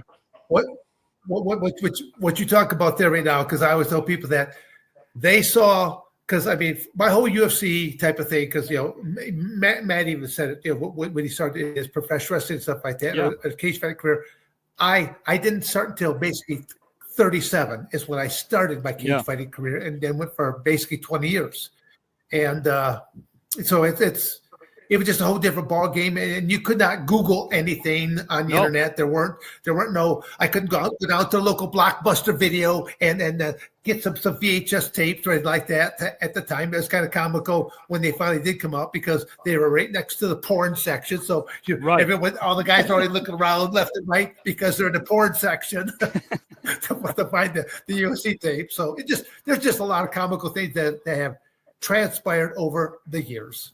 Right. And you know what? I do say this, guys. Topic number 2 coming right up, but I do give you a lot of credit because there were a lot of promoters and companies that wanted you to turn pro.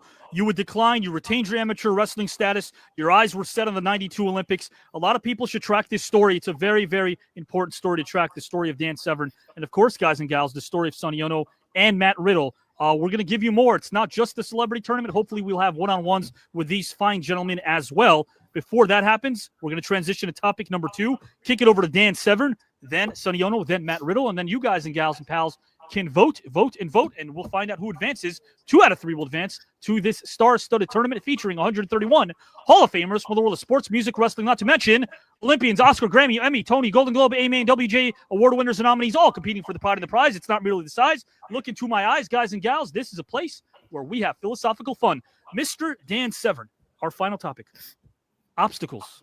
In our never-ending pursuit of happiness and fulfillment, we often overlook the importance of self-reflection, deep conversations like we're having. What obstacles, Dan, and limitations are preventing our generation now from reaching our full potential as a collective? I'll repeat that. What obstacles and limitations are preventing our generation today from reaching our full potential as a collective? Whenever you're ready to go, the floor is yours, good sir. Well, I'll get right off the top of my head. I just think of the fact that a lot of people don't know how to set true goals for themselves. What I mean by that is there's a lot of people that they'll say something, but it's more like in a wishful type thought. I mean, if you really want to set goals for yourself, you've got to pull out a piece of paper and a pen or pencil, and you've got to write those goals down. That's the end of the rainbow, the pot of gold that you achieved it, but now you got to start writing all the different steps as to how you're going to get to that end goal. So being able to put down, to put down realistic goals. I mean, I've got my 2024 planner right here, right beside me. So it's like I still live out of a planner, and I just purchased my 2025 planner. Just like a few weeks ago, because I got to start transferring all the different dates that are coming up in 2025 here right now. So it's I like the life that I've carved out for myself. I always tell people that I'm one of the most active senior citizens you'll probably see, But I really enjoy what I'm doing, but getting back to what you said there, to be able to put together goals and then the steps to achieve these goals. I see a lot of weakness in this new generation coming up, even though they have got the world at their fingertips. You've got this cell phone.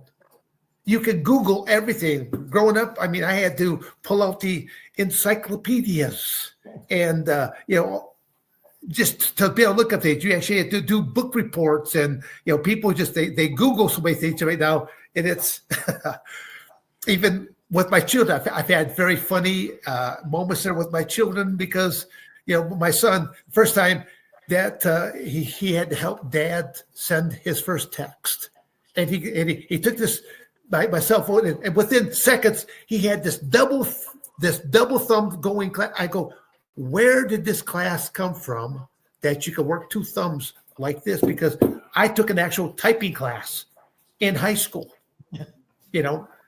So it's like, and yet I see all kinds of people that they got both of them just going like that, and I'm just that person that I'm doing the single one finger peck here in process. But no, The setting of goals, realistic goals, but lay it out on actual paper so that you know what you really want to try to do, and knowing that you are going to hit obstacles. You're going to hit dead ends. You're going to hit U-turns, and knowing that, don't give up. You can still achieve those things. I still have, I said, my new planner, I still have goals of what I want to try to do. And yet, do I have to really do anything? No. You need a reason. You need a reason to get your butt out of bed in the morning and to get after things. Laying around and just waiting for death, that's not going to happen. You know, my goal, one of my personal goals is to take Father Time, the all-time champion, because he's never lost a match yet. Plan on taking Father Time into a little OT. That's all I'm looking for. Just a little OT. Wow, I like how I've never heard that. I rest my Father case. Time into overtime. Yeah, no, that's pretty cool. I've never heard somebody ever put it that way. Father Time is undefeated. You're right about that. Guys and gals and pals. Yeah, I love the way you put that, Dan. Guys, before I kick it over to Mr. Sonny Onoo, and then, of course, Mr. Matt Riddle. Guys and gals and pals, I do want to bring something up that I think is very important to bring up. There's a move in chess. If you guys play chess, there's a situation in the game that's known by the wonderfully pungent German word Zugzwang in chess, in which a player can't make a move without worsening their fate. There's no solution. Then there's no solution that can eradicate their problem. There's no way for the player to win. You box the other opponent against the wall.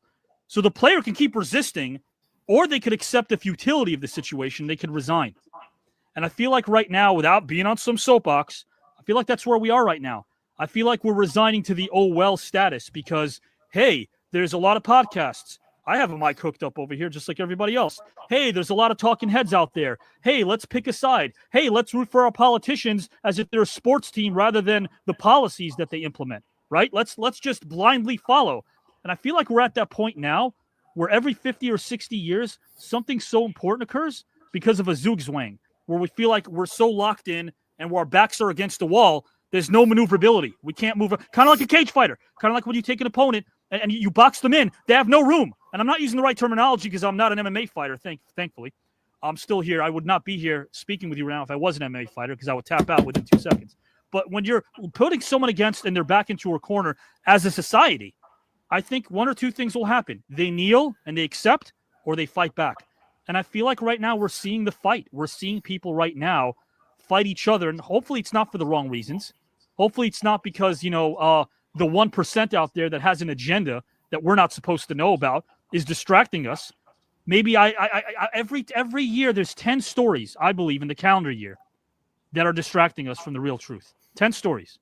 And those 10 stories are always placed so conveniently in the calendar that we don't know what the real problem is. It's been going on ever since LBJ realized that Uncle Walter Cronkite, was speaking against him during the Vietnam War. He called him up. He said, "You and CBS News are killing me over here, Walty." And from that point on, I don't think our commander-in-chief has ever truly been in charge. I think from that point on, our commander-in-chief has been delivering messages that are supposed to blind us from whatever truth is being told behind the scenes. I believe that wholeheartedly. And I just wanted to bring that up because when Dan brought up cell phone use and how we can Google things to our advantage, I agree with you. And I think that's great. But is the information we're receiving information that actually benefits us? Or is it just one big lie to keep us distracted? God almighty. I know we're not going to answer that now. But again, this goes to show you. Dan made me think. Guys and gals and pals, again, he made me think. He made the old noggin turn. I'm going to ask the same question to Mr. Sonny Onoo. Well, what obstacles? Sonny, go ahead. Wait, no. Were you going to repeat the topic? Is that what we were going to do? I'll repeat the question, absolutely. Right. But I'll say this though. Do you guys? And again, you don't have to get into this if you don't want to. Do you feel as if there are a lot of distractions that we're seeing right now today in 2024 from the media that are supposed to distract us from the real truth?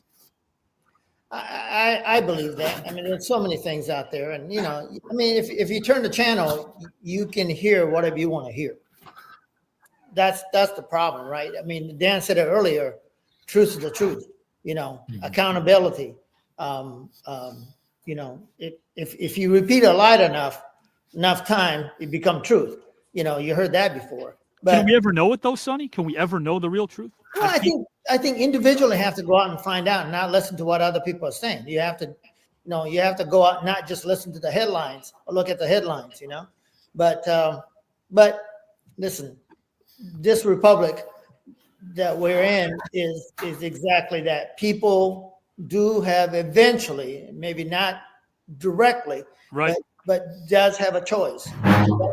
You can change it, and you certainly have a power to change it. But majority still rules. So, but you have to have opposition, or at least other point of view. And I think when I say other point of view, you have to be able to listen to other point of view, see if that has a merit. Sure. But yeah, the listening part. That's I wish something we could pick up on. Dan and Matt, if you guys want to chime in with that question, feel free. Yeah, I think one of the big pros, I think one of the big pros. Thank you, Dan. One of the big problems I think in with our political system, and a lot of others, is we are a two-party system, which kind of means you either choose, red or blue, right? Those are the colors, right? And but I'm not gonna lie, I'm very much in the middle gray guy. I'm more of a purple, Right. and that doesn't go with anything else. I'm just We had Ralph Nader till the Green Party threw him out, but yeah.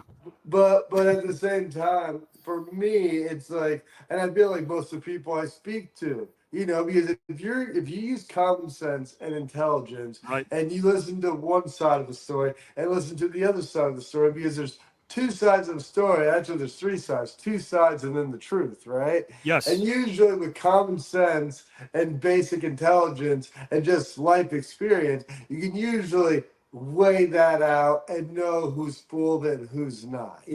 I think right now we do live in a society that, what's real, what's not, Yeah. And then when you stack AI on top of it and how they can generate videos, people can take my voice and do this or do that, and I'm just like, almost took me out of a job, Matt, as a screenwriter. The studio I work for took me 8 years to get in that studio, and literally almost overnight, you're telling me AI software can write a screenplay quicker and better than me? Yeah. Dude, probably definitely quicker, I would imagine. Oh yeah. Definitely not original. Definitely, I guess it's original AI. But at the same time, the world's changing. I want to get into this topic myself. Let Sonny take it off. Dan, you had a thought too about this, my friend? Dan. Well, again, no, I'm trying to think of it now. It's the point that was being talked about. Right. That I don't like the two-party system. Period. It's to me, it's like it just needs to be the best person.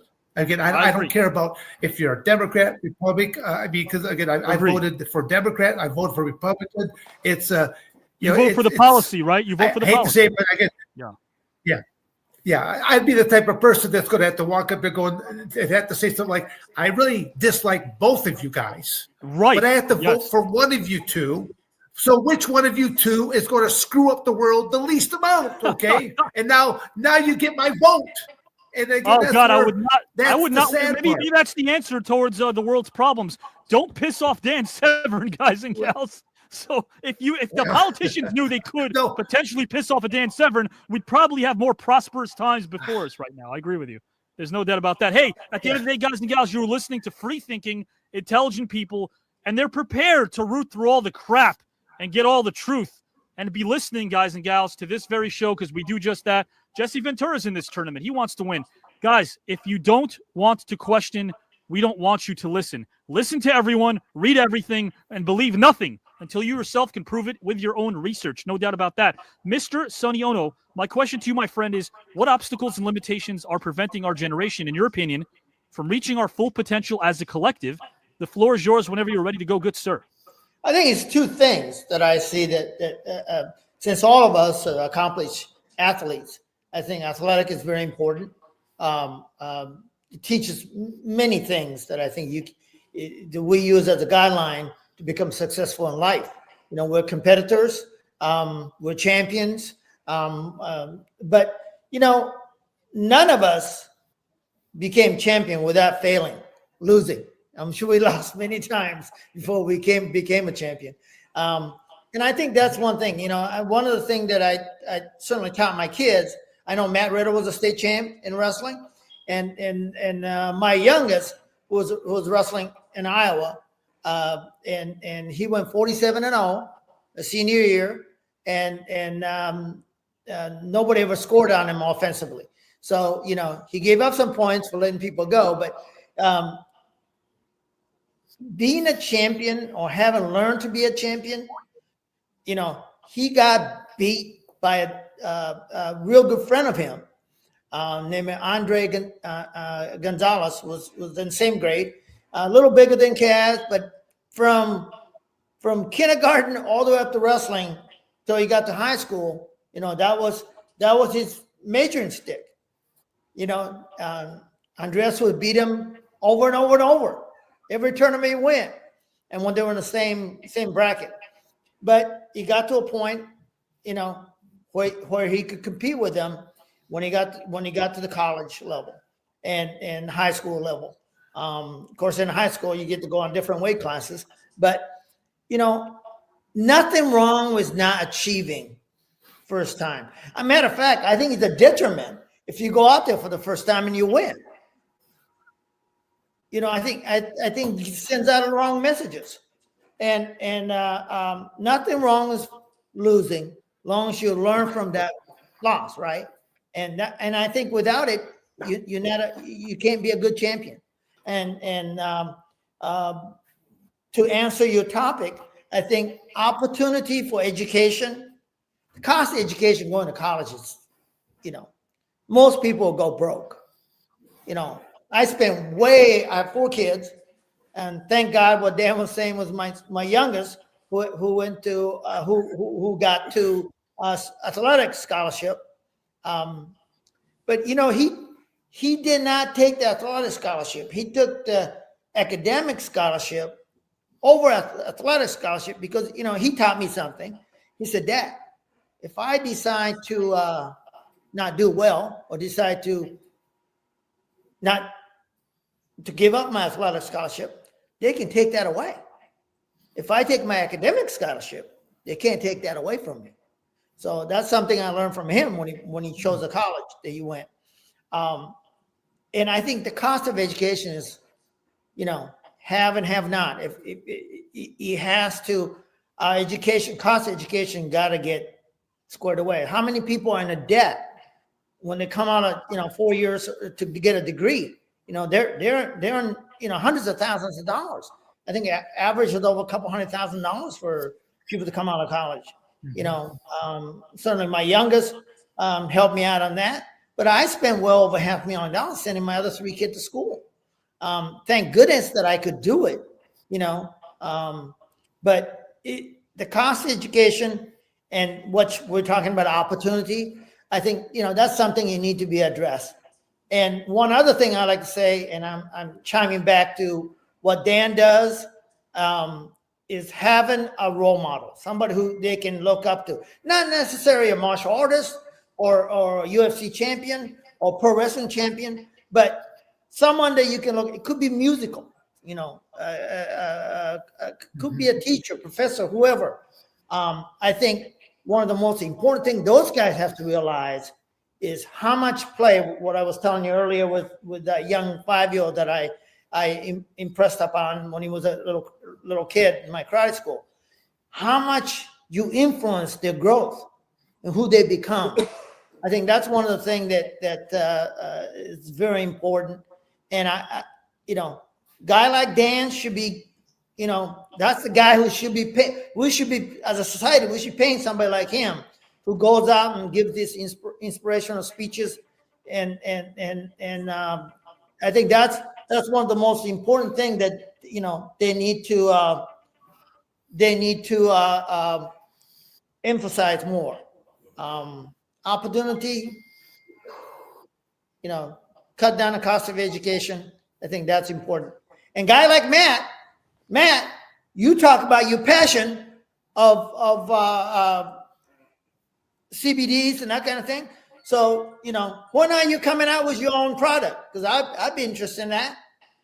Well, I actually do have Riddle OG. It is available in California, but I'm looking at other states, and that's also one of the main reasons I'd also like it to be decriminalized and legalized and have more of a tomato model, because they really make it expensive for a dude like me to get into the market, and I have to go through other avenues and channels that basically takes most of my profit away and either gives it away in either tax money or it's given away in just the processing of getting it tested, getting it packaged up, getting it registered, getting it into the system, into the metric, and then finally distribution, which you need a license for every single one of those steps. And as you can tell, I do not have those licenses. I want to talk to you off screen about what Rick Barry is doing. Good friend of mine, one of the greatest NBA players of all time. Again, in this tournament, we host a show called Hall of Fame Hangout. I want to talk to you about that because maybe Rick can help out. Definitely want to talk to Mr. Matt Riddle off screen. You're talking about how much of a challenge that is, guys and gals. Right now, well, that's it. One more. Matt Riddle will delve into this topic and we're done. But it was also a challenge for Sonny to drive from Iowa to Minnesota 2 hours to train under Gordon Franks. He's humble. He won't bring it up, but I will. This is a man who, guys and gals, did so much. Again, we talked about the tournaments. That's one thing. But how about competing and winning at the 2016 Battle of Atlanta World Championships in the senior lightweight division? He won the world championship after 28 years of being absent from all competition. Sonny, that's amazing. Well, Matt, you can certainly understand this. We were coming out of professional wrestling. Eric Bischoff's my buddy in my karate days, my point karate days, and Eric was an amazing fighter, but he got disqualified more than anything else because Dan, you know about this excessive contact. You can't stomp on people's head. So Eric was. I think you could at one time, though. You could at one time, Sonny. Yeah, Eric had a hell of a left hand to the body, and he would take his right hand and grab a guy by the shoulder, sweep the leg. I think that came from wrestling. And when the guy went down, he would either hit him with the left hand or stomp with his right foot. So and he got DQ more tournament than I can almost tell you, Eric never lost a match. Now wait a minute, you preferred above the waist kicks because it forces the fighter to go for headshots and kicks, Sonny. Because PKA and WKA were the two leagues at the time, and that's the only difference they really had. Yeah, the PKA, I think it's as far as sports goes, rule makes certainly, the entertainment value. Right. And I found it the kicking above the waist, kind of Western way of thinking when it comes to fighting. Sure. Kicking somebody, ability to kick somebody upside the head is takes a lot of control, effort, and techniques, and it's much more difficult. It's a lot easier to kick somebody and flexibility. And flexibility, Sonny. Yes, it does. And we found it much more. I found it much more entertaining. And besides that, my skinny leg, I couldn't take the kick to the leg anyway. So. Well, hey, at the end of the day, guys and gals, you're looking at someone who started in Japan with judo at age 8. Studied karate when he moved to the U.S., guys. Sonny Onoo, Dan Severn, Matt Riddle, 3 very accomplished fighters, no doubt about it. The cream of the crop. Mr. Matt Riddle right now, guys and gals, is going to finish up this entire segment with our second and final topic with the same question. Good sir, what obstacles and limitations are preventing our generation from reaching our full potential as a collective? The floor is yours whenever you're ready to go, good sir. So, my personal stance on this, I have 5 kids, and I feel like I'm seeing it, witnessing it, and living it firsthand. Fortunately, I push my kids. I believe people are a lot like plants. If you overwater and give a plant too much sunshine, it doesn't actually grow that well. But if you give it just the right amount of water and you kind of let it dry out, it sucks up all that nutrients. It sucks up all that water, just like when you're wrestling and you cut weight and you diet down, and then when you finally eat again, you blow up and you feel super strong and you make these gains. And I feel like, unfortunately, today we do have these tools, we have these phones, we have this technology where you can Google all the wrestling and jujitsu moves or whatever tricks you want to do. Things that I wish I had as a kid because I knew what I wanted to do and what I want to, excel at. Even the other day, I YouTubed a bunch of knots and how to, tie these and hook up to mountains because I like to rock climb. And I just wanted a refresher. And that's how I learned how to do that, And I just feel like today, you have the tablets, you have cell phones, you have all this technology, and life is too easy. And I don't mean that like, I had it so hard. But let's think about it. No cell phones, right? If I wanted to call somebody or I wanted to catch a call, I had to be at my house. I had to be at this location. I needed to be there on time. And I needed to, there was no, I'll be 10 minutes late. There's no 10 minutes late. You're either there or you're not, and we don't have that anymore. Everything's a what if now. Anything can flex, which if you think should be an amazing tool where we should all be excelling way past our expectations, but we're not. Most people don't even know their cell phone number off the top of their head, let alone somebody else they probably need to call in case of emergency. And think about growing up, that's just something, 893-2188, area code 518. I still know my number from when I was a kid. I still know my number now, and it's just a different time. The lack of having to remember anything, and then this is one thing I was always taught. There's no such thing as I can't. Like, I can't wasn't in my vocabulary growing up. If I ever said it, it got out of me pretty quick. Either my parents got it or coaches, whatever. I can't was not a phrase that was used, and also my coaches and people weren't like, it's okay. These were not phrases that weren't used, but that's the thing, like you have to stress. I'm not saying kill somebody, but you need to stress a plant out. You need to stress a child out to make sure when they're older. Just like Sonny, when you're talking about your son wrestling, if you said, you don't have to do it, just give up, he wouldn't be the star, the stallion, the strong man that he is today, Just like I know my parents did the same, neither would I. And today, I took my kids trick-or-treating the other day. And the kids, they were jogging a little bit. One kid said, I can't jog. I need my inhaler. Another kid said, I have a broken ankle. I can't run. And I'm watching this kid walk house to house. I actually, at this time, had a broken ankle a couple weeks ago. It was cracked. And I'm just like, these kids just don't get it, And but I think the biggest thing is, unfortunately, because it should be our biggest tool to advance and excel past our limitation, it's holding us back. Technology and how easy it is for us to get things. I can pick up my phone and Uber Eats food to my house. I don't have to cook. I don't have to clean. I don't have to do anything. It shows up. I have to touch a couple buttons, use those fast thumbs Dan was talking about. And it's that easy. And kids are growing up with this now. And unfortunately, like I said, it should be like this is the most amazing time to be alive. And unfortunately, it's making weak individuals, it's making weak people, and it hurts, and honestly, that's why, like, when I see a kid coming to the jiu-jitsu gym where I teach at, or when I see somebody take an interest in athletics, I love it, because that's somebody that wants to push themselves. They want stress. They want to put themselves at a deficit and rebuild back up. And those are the people you also want running your country. Those are the people you want protecting your families on the streets, putting out fires, teaching your kids. Those are the people you want, because they're strong, and strong people make strong other people. That's just how it goes. There's probably a better way of saying that, but it's the best way I can, bro. Appreciate that. No, absolutely. Thank you for your honesty. And, again, guys and gals, now that we're done with our second topic, we're going to bid everyone adieu, but I have a video for everybody. It's about 60 seconds, one for Dan, one for Matt, one for Sonny. Yes, maybe right now people are taking things for granted because there's this silky smooth, no spine mentality for kids growing up who can't be lectured and can't be told no. I say no to saying no. Say no. And then, God forbid, guys and gals and pals, the world It's might healthy. actually learn and benefit from you saying that, right, Matt? There you go.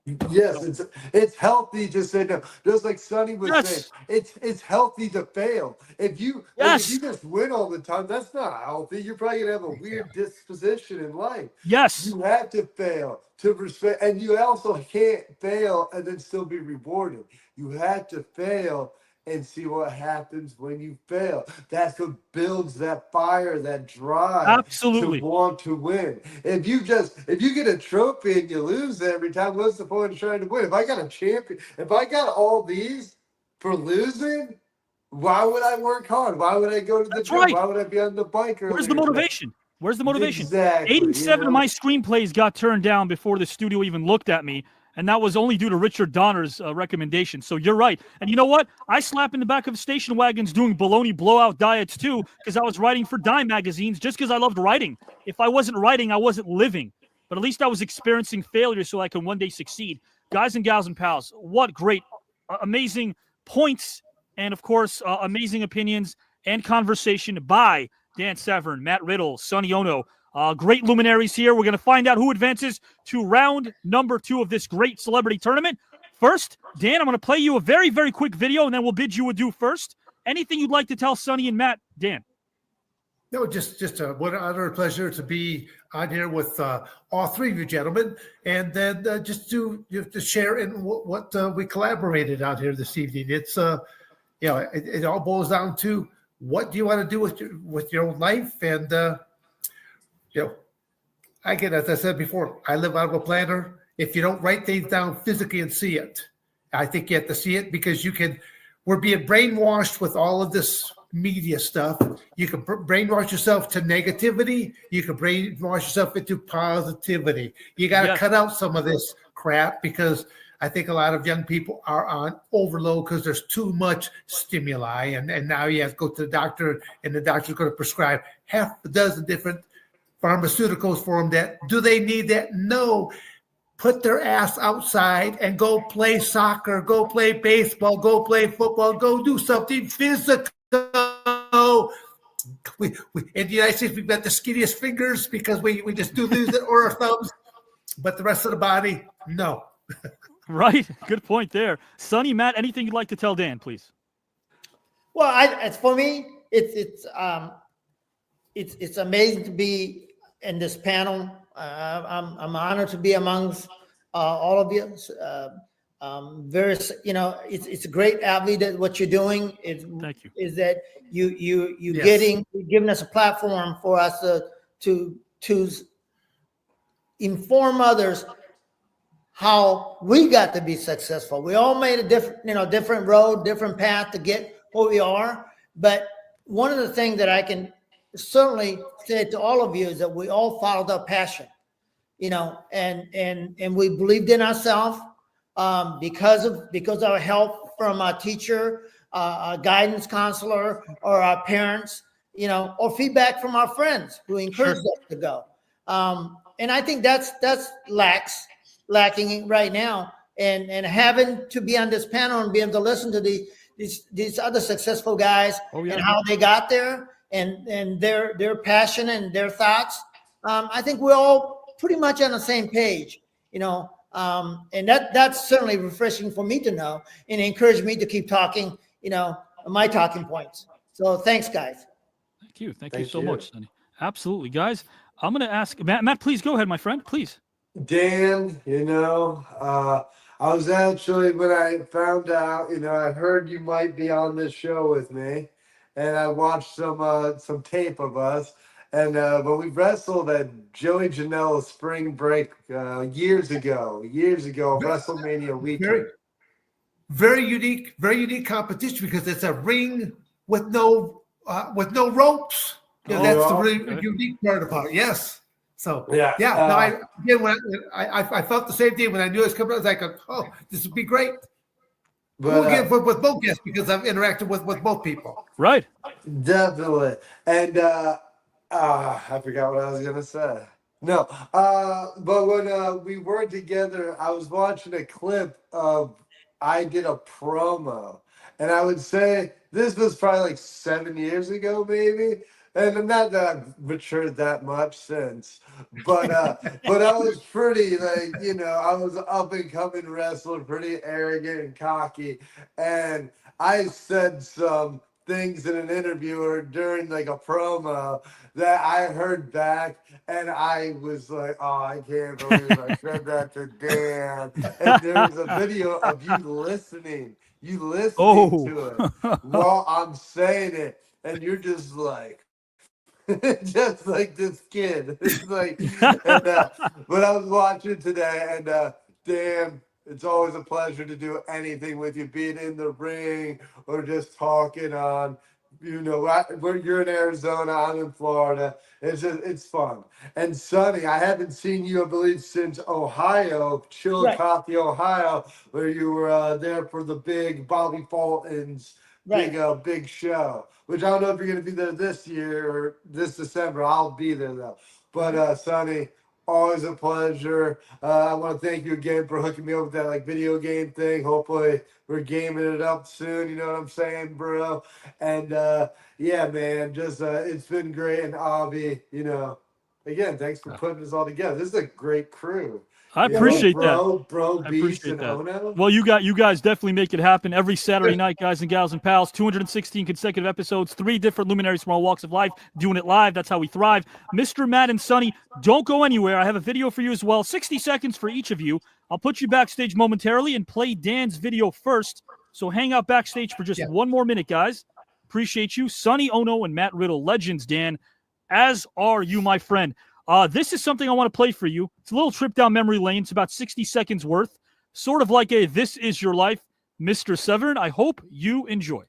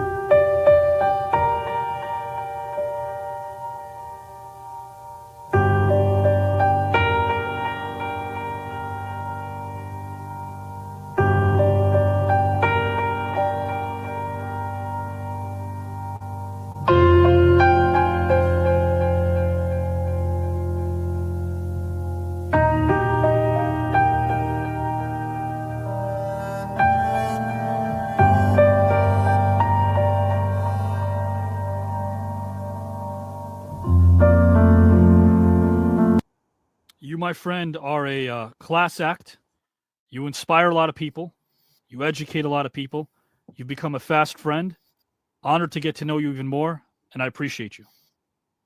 Avi, I really appreciate for what you've put together here for this. This is quite I did not expect this when you were first inviting me on to be part of a podcast, because it's the format that you have got put together, very unique. I mean, one of a kind. Thank you. And I get just to be paired with the other two guests. We're from 3 different walks of life, a couple different countries being representative, but we all think the same aspects, that you just want the best for your family and for yourself, and you want opportunity. Absolutely, my and friend. Each of And us have made our own path, just like you've made your own path with this podcast. I wish you nothing but the best of luck there with this. Thank you, my friend. And hey, we're going to find out if you're in round number 2 of this tournament. Who knows who you might face if you advance and move on. We'll find out. You have a nice time, Dan? Oh no! This was actually, it was, as I said, way more than what I thought the normal podcast would have been. So Appreciate again, I that. just want to share with you here real quick, because while I'm here, Yeah. if I can just kind of spin this around, Sure. look outside, because I'm down in Tucson, Arizona. Oh wow! And I Okay. just happen to be down here, and I got to go the other direction because I can't get around. Right. I got cut off that direction, so I got to go around this way. Sure. Just want to step outside here just to see, because I enjoy Mother Nature. I like the beauty of Mother Nature. And I'm going to turn this around, and I'm wondering if you can kind of see what I'm Oh seeing my gosh. out here to see. Look at that view. This is the Superstition Mountains. Wow. And somewhere up there is supposed to be a pot of gold up in them there hills. Right. But I'm down in Tucson, Arizona. That is so I'm actually relaxing. Oh my gosh. I can't even imagine. Yeah, I'm actually at Don Fry's home, and we're getting ready to head off to do a few more things together. So Don Fry, another one of those guys known of having the mustache, Yes, sir. 2 legends. And I hope you have a very serene day and a great rest of the day. Thank you, my friend. All right. Take care. Thank you very much. You too, Dan. The one and only Dan Severn, guys. Hall of Fame human being, Hall of Fame talent. I want to bring in right now Mr. Matt Riddle, then Sonny Onoo. I have videos for both of them. Mr. Matt Riddle, gosh almighty, man, oh man. I got to tell you something, my friend. You definitely captivate the masses. You are someone, I think, that within 5 seconds people like, because they appreciate the authenticity, but they also appreciate the humanity. So really, thank you for being you, man. Oh, thanks. And I'll say this. It either goes one of 2 ways. People either really like me or love me, or they hate me. Which yeah. Oh yeah. Yeah, bro. But it works, because in the world of fighting, you look at your top dudes, your John Jones, your Conor McGregor's, etc. They're either loved or hated. There's not a thing that's like, I think he's okay. They're just, and for me in pro wrestling and other avenues, it's either a love-hate, but I take it. Even the people that hate me eventually love me, so. Well, you know what? There's a lot to love. And hey, how about this? You're literally right now making me take my hair down. So here we go, guys. I'm not quite as long as Mr. Riddle's over here, but I'll get there. I'll try to get there. There we go. Maybe you get a shampoo sponsorship. You know what I'm saying? Yes. Little Perk Plus, little one of the see where you're others. going. I don't know. I can't pronounce half the I see where you're going. You know what? To our national sponsors, the hell with you. We're going to get some hair products. Guys and gals, let's go down memory lane with Mr. Matt Riddle right about now.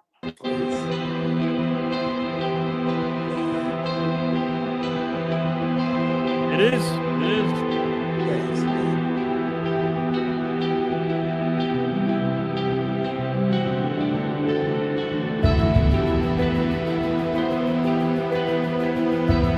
Hogan, Riddle, Mr. Orton, Wiz Khalifa. Yeah, with amigos right there. Look, are we allowed to talk during this, dude? Look at that. Absolutely. Look at John Jones there. Third place. Steve number 1. Right. U.S. champ. Weigh in, guys and gals. Collected championships like baseball cards. He's got them. God bless. It's for Mom. Mom, yeah. The only barefoot. Some people wear shin guards. He doesn't. Never. Oh yeah, rock climbing. Yeah. Oh my God. Incredible.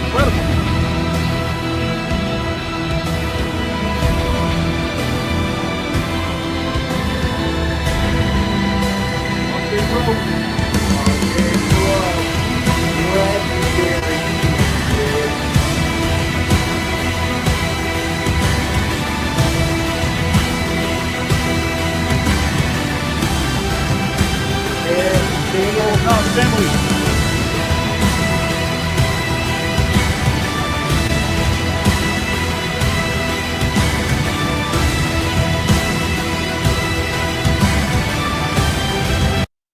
Well, you're becoming a fast friend too. Did you have a nice time, Matt? You know, Avi, I don't really like doing too much. Just because I wrestle so much and I'm traveling with the 5 Right, kids, right. it's a lot. But I will honestly say, not only did I enjoy myself, you surrounded me with beautiful human beings. I Oh, love the topics. And thank you. like you said, a lot of times, especially when it comes to politics, I have friends that watch like political shows, but it's almost like they get the worst side of this side and the worst side of that side, and they want that drama and that nastiness. Yes. And honestly, what it is really unintelligent. Yes. Because most of the people that are willing to argue like that and not listen to both sides are not educated on the facts of the That's true. issues, and they do look dumb, and hence they resort to yelling and screaming. Today was awesome. People had opinions, beliefs. We talked it, and I loved it. And I felt like everybody, Thank because you. everybody listened, everybody got everybody's point. Even when Sonny's talking about immigration and deportation and things like that, because right now it is a very big topic in politics and in the United States. But just like coming in, going out, there's a right way and a wrong way, right? And I bet there's 2 sides, so we got to meet in the Yes, middle. sir. And do it right. And it starts with a conversation. Absolutely. Yes, and with Dan's always a pleasure. Like I said, I saw a tape of me talking serious trash to Dan earlier, and I felt like a real thumb, whatever. I felt bad, but of course Dan, humble gentleman, Sonny, the same. The guy's a stud from Japan, winning titles. Oh, Well, gosh. he won a world or national title like 7 years ago. In 2016, Battle of Atlanta, and after not go, I think 28 years of inactivity in that sport, goes in there and wins like it's no big deal. That's how talented and knowledgeable he is. You took a fight with 7 days notice in the UFC. Who does that? You did that with 7 days notice. I know 7 days notice. It's also the first time I ever failed one of these tests because it was 7 days. I see. notice. Okay. But I also needed, had 3 kids. Right. Definitely needed the money. Had to put that work in. And funny thing is, I got submission of the night that night. Won $140,000. Granted, it's no trip to Greece. I like Greece. I think that's quite the prize too, though. Yeah. But yeah, you might. Yeah. But you know what? It is what it is. I had an amazing time, Avi. Thank you. The new network, the TKN is pretty tight, and I hope I get to see you again. I hope this is 100%. Yeah, 100%. And many other arenas as well. I'm going to talk to Rick, and I'm going to talk to someone that you're close to as well about another project that we've already discussed that I would love to be able to offer you as well outside of TKN. But guys, Matt Riddle, are we going to vote? We might see him in round number 2 of this tournament. Might go all the way. Thank you for joining us tonight, my friend. Thank you, Avi. Vote for me. There we go, guys. Mr. Matt Riddle, and please look at his socials because a lot going on over there, guys. www.therudedudes.com for Matt's merch and visit his socials. Riddle Bro, one word, is Instagram, Twitter/X. Super King of Bros, guys and gals and pals. And speaking of pals, someone who I was very honored to meet many years ago and had some intelligent conversations with, and we've come full circle now, is Mr. Sonny Onoo, who's a gentleman and a friend and a scholar. Sonny, did you have a nice time, my friend? Oh, it's a great time. It's Matt and I met a couple times. Sure. Certainly we were on a show together last year, and that was pretty cool. Excuse me. What's really interesting is most people that I met through the business, they have the television persona. Sure. But most of these guys are literally like both these 2 gentlemen. They're champions. They're winners. Yes. And they're winners because they've been through it. They didn't. Nobody gave them any of that stuff. No. You know what I mean? They went through it. And so we're brothers in that. We all been through it. Maybe different times and different pathway, like I said before. Sure. But it's great to talk to those guys and knowing them and certainly respect their opinion and clearly they're successful because they're very intelligent human beings. You as well. I know you're not going to say it, so I will. Really learned a lot about your viewpoints through the show tonight, and also, of course, your show with Stevie Tokyo Heat, but in person as well. Great conversations, of course, in Vegas many moons ago. And guys, Sonny might be in round number 2 of this tournament if you vote for him, and that means it'll be a different trio. Sonny might be on, of course, with different luminaries from maybe film, TV, Olympians, who knows. Sonny definitely brought it. We know that. And I hope he enjoys this quick trip down memory lane.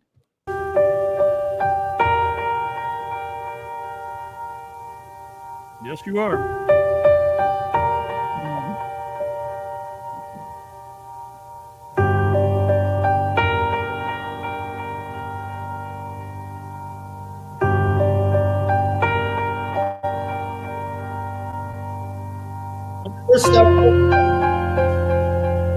Mr. Dragon? That was one who was doing selfies before this.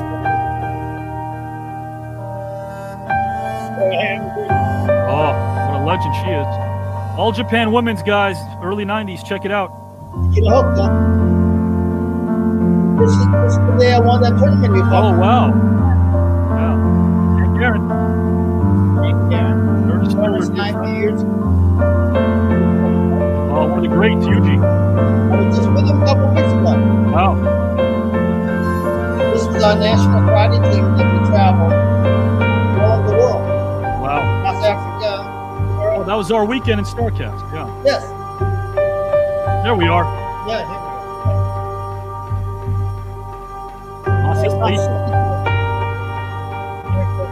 Legend. Yeah. There he is. Yeah, Super Dan.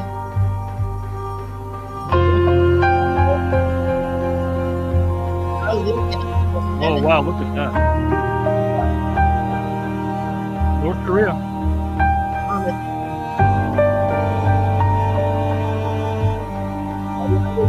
Oh, what a problem. I won the Canadian National Championship. Wow. That's the old middle finger. The old middle finger move. Yes. Oh, family. Beautiful. Yes. That's what it's all about. Mr. Inoki. Great, right? How lucky am I? Right. And yourself included. Yeah. Family. Billy Corbin. Yeah. Yuji. Gotta have the Funko. My mother. God bless your mother. Mr. Bobby Eaton. Bobby, love him.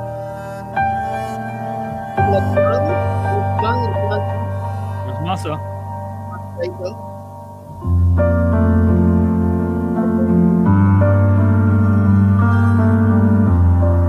Great job.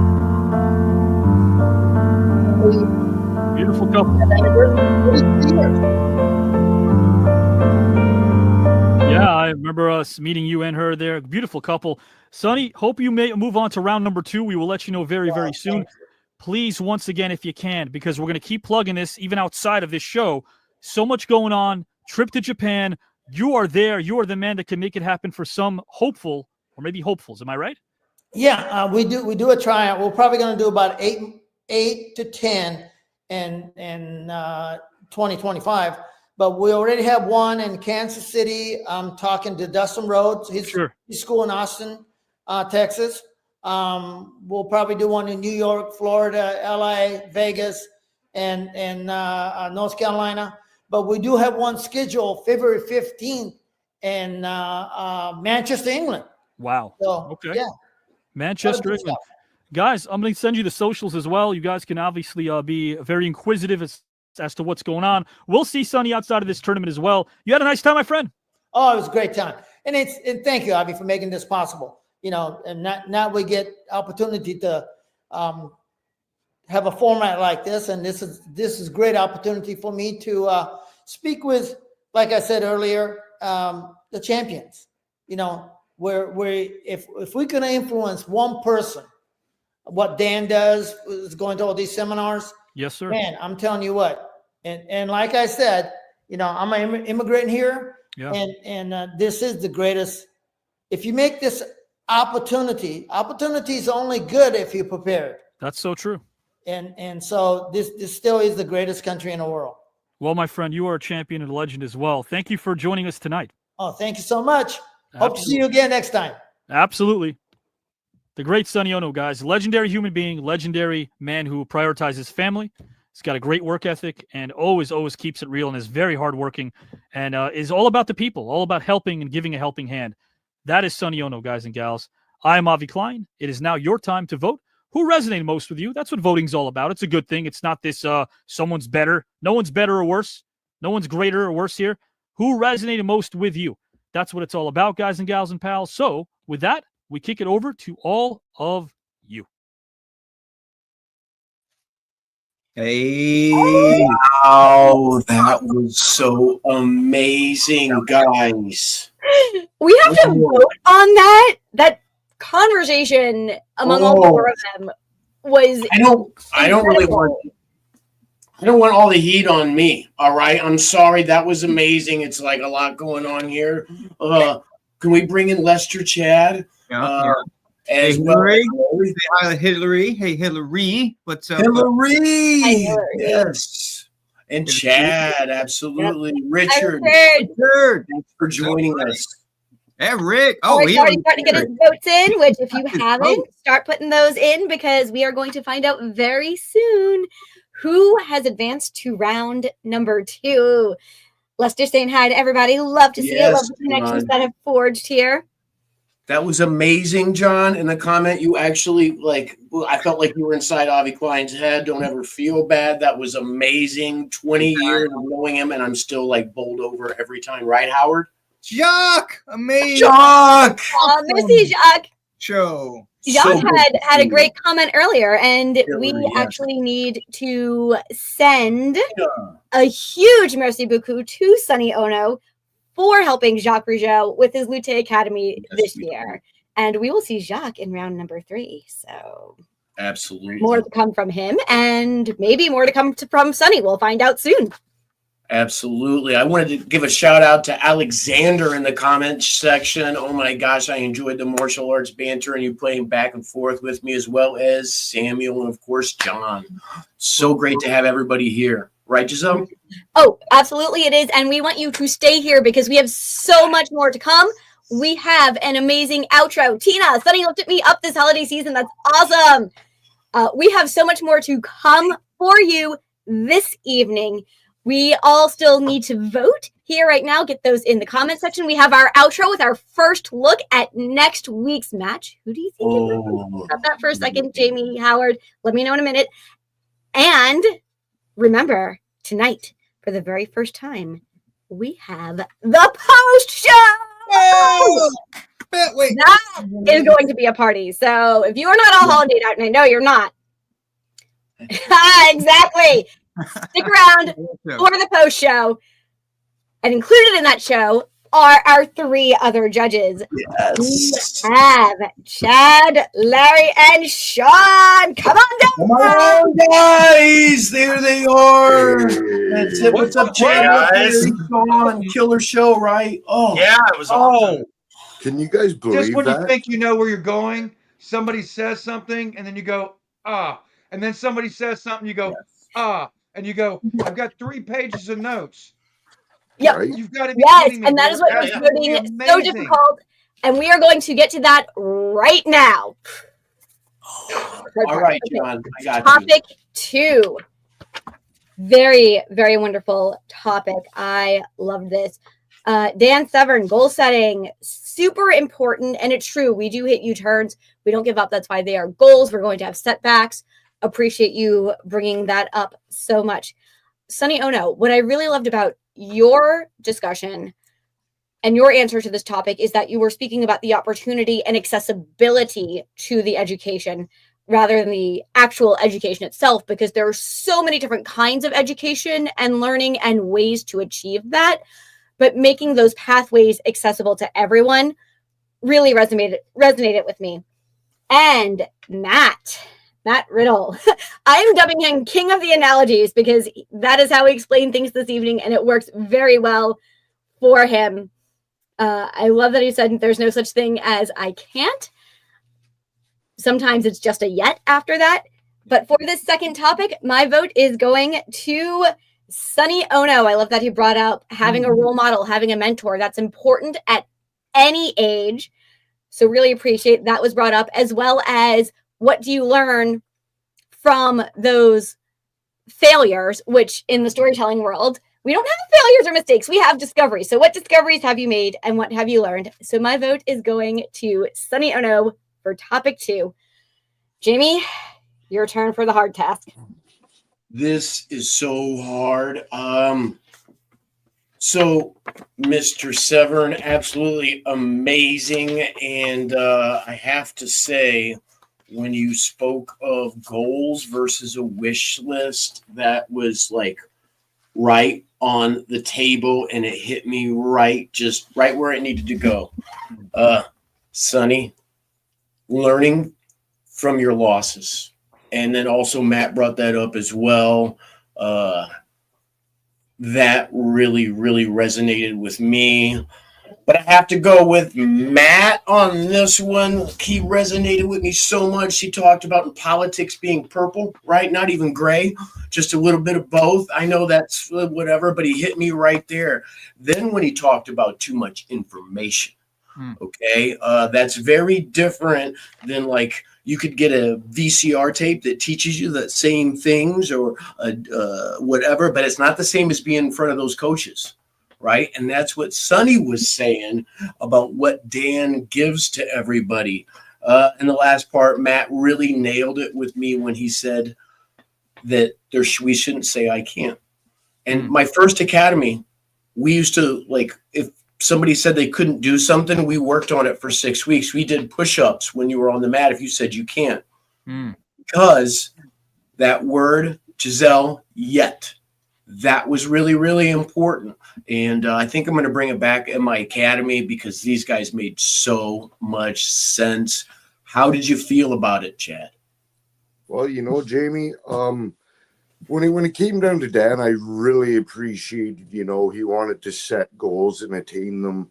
And, you know, it's one of those things that, you know, we need to overcome in today. If we don't set a goal to drive, what really motivates us to get ahead, you know, and sometimes that just holds us back. When it comes down to Sonny, I so agree. You know, it was really hard between him and Matt. They were so close and close, back and forth, back and forth. And I really did not know on where I was going to vote on this one. They both said two key things that really confused me and made it so hard to vote. One was Sonny saying to have a role model. That is huge. I think people need to have a role model today. Without somebody as a role model, you know, we have kids that are being pushed around and bullying. You have a role model, you have somebody to look up to follow. Really quick, Chad, I hate to do this, but our audience wants to know, Chad, you had a tattoo on your hand, and if so, what is it? I definitely have a tattoo in my hand, and I don't mind showing it because it's something I love to show everybody each and every day when they ask about it. And it is my one and only TKN tattoo. And there you all go. Knuckle bump. Oh, that's amazing. Oh, So, I mean, yeah, good call, Hillary. You guys know on how much I love TKN. TKN's always the focal point of any conversation. When I shake somebody's hand, it's the first thing they see, and they always ask, who and what is it? What are you guys about?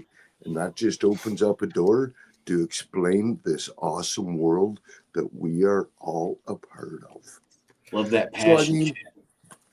So to bring me back to where I was, I'm really sorry, guys. But Matt also said, you know, it's also healthy to fail. You know, so between weighing out what Sonny and Matt both had to say, I really think the one who made the strongest case out of this, I have to vote for Sonny on this one. I think the role models are a key element in today's future for anybody. How do you feel about that, Larry? Do you agree with me, or do you think it's going to go on a different way? Did you see that different? The role model part is the right role model. And the way that Sonny presented it was absolutely awesome, to find the right person, not just celebrities, but a teacher, a guardian of some type, someone to follow and have a positive role model. That resonated with me.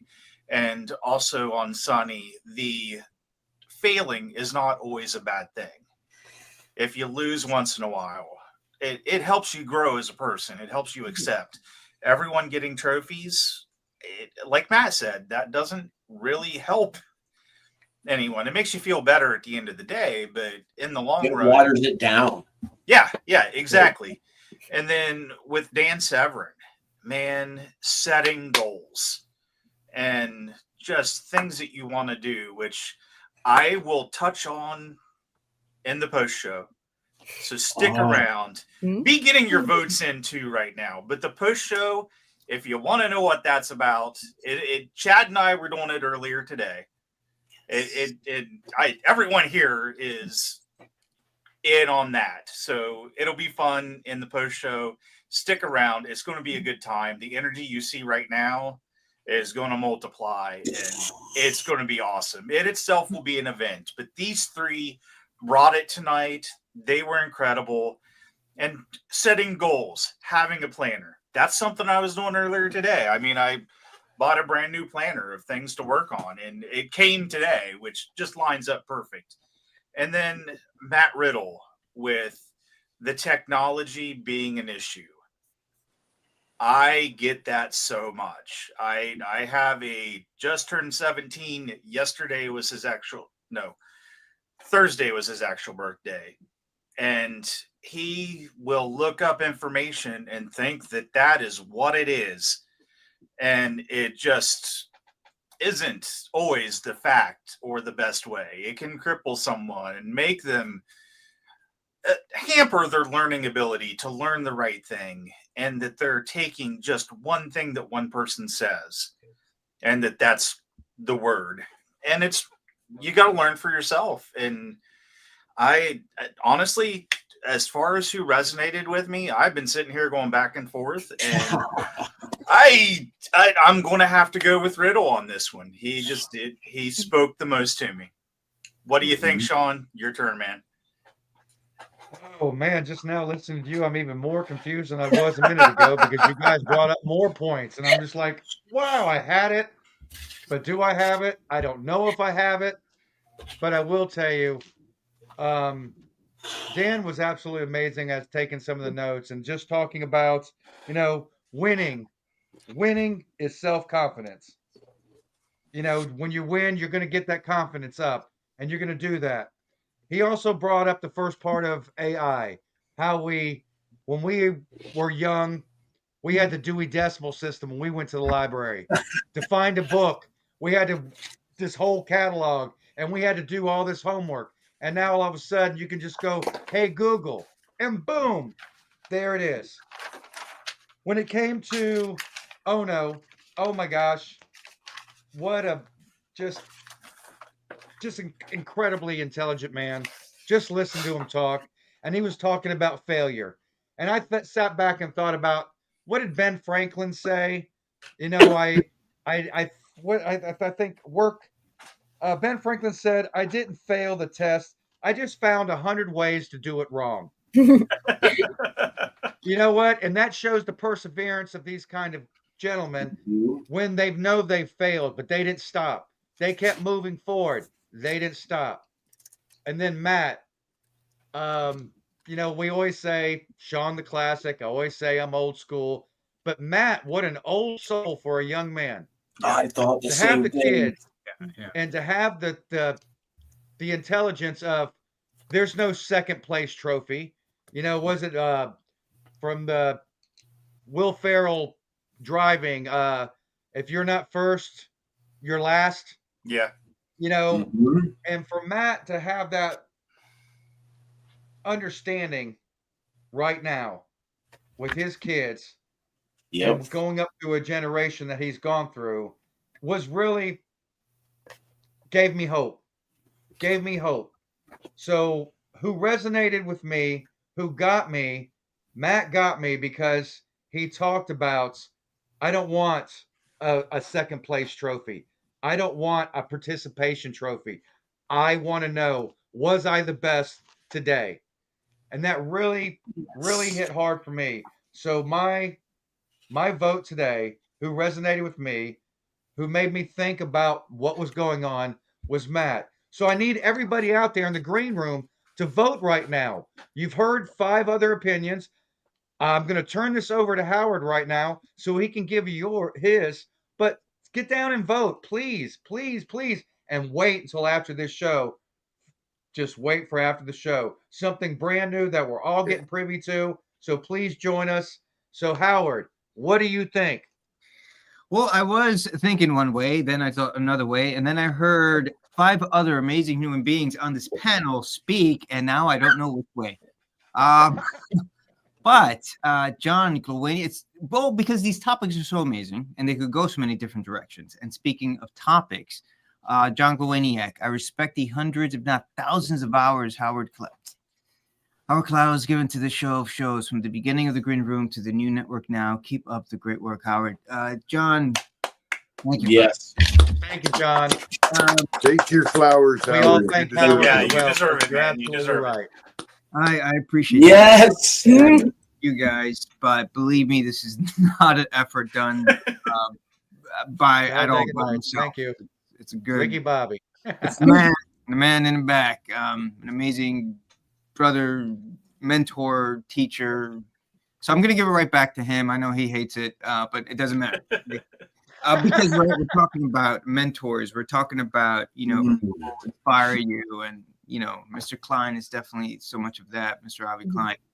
But one of the things that I really loved, and I'll keep this, brief and short. Matt talked, I work with kids. I work at a junior high school after school program. All you judges are very interesting. Jacques, you, my friend, are also amazingly not only interesting, passionate, loving, and funny. You always bring so much joy, laughter, and insight when you're on, buddy. Matt talked about, the lack of having to remember anything these days, because it's all, in a cell phone, not having, I can't, thank you, Time. You are amazing. Not having, I can't in your vocabulary. You need to give and I love how he talks about, you need to give a child just enough pressure in order for them to really cultivate that inner strength. And then the creme de la creme statement he made is, you got to put themselves at a deficit and build yourself back up. And I thought that was really beautifully profound thing that Matt mentioned. So my vote. Oh, Julio, what's up, buddy? Hey, Julio. Hey, Julio. Team Howard.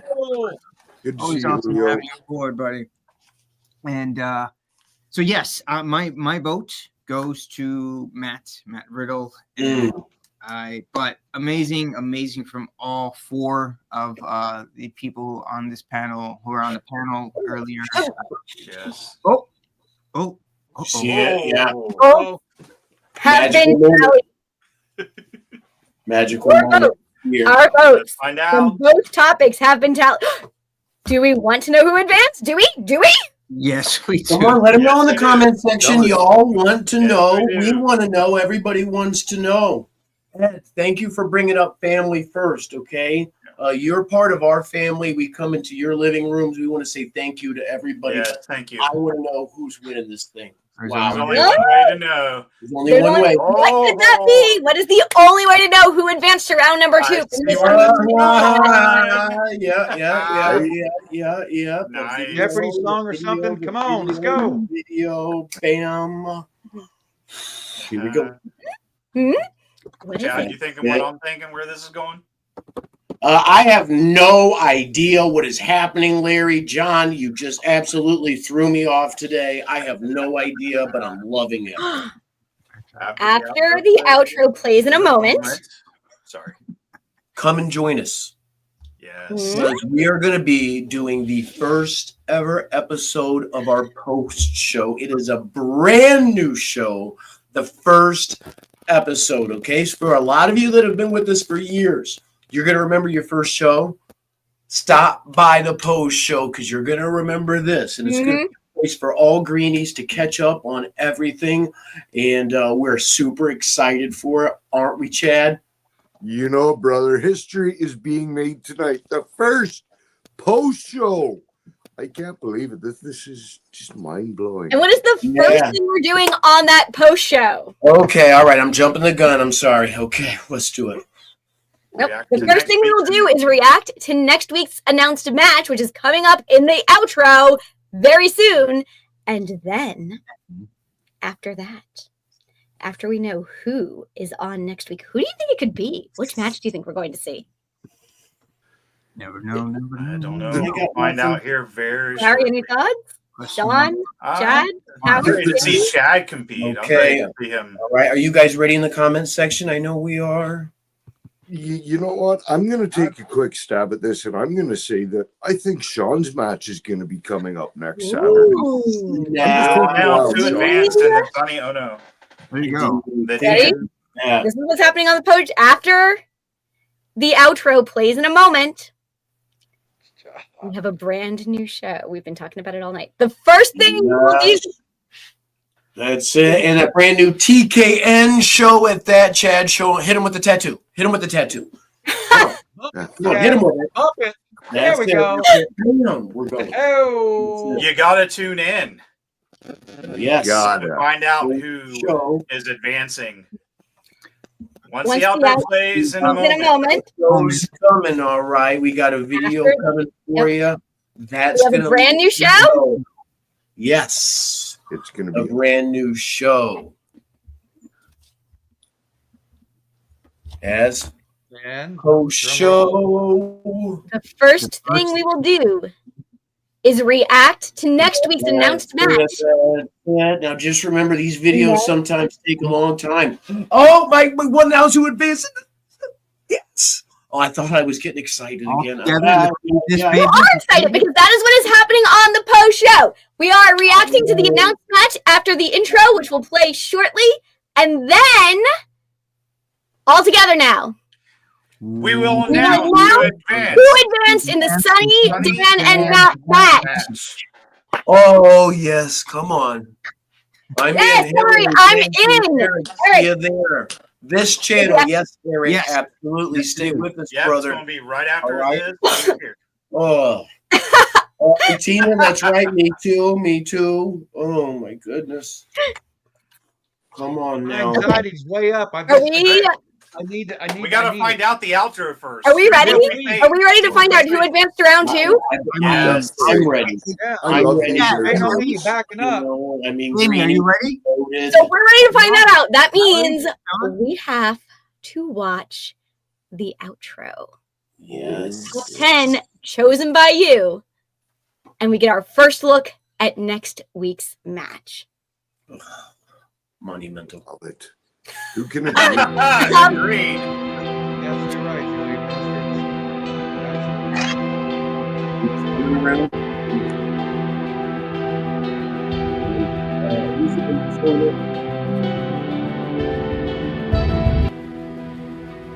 Obsession's going to be talent every time.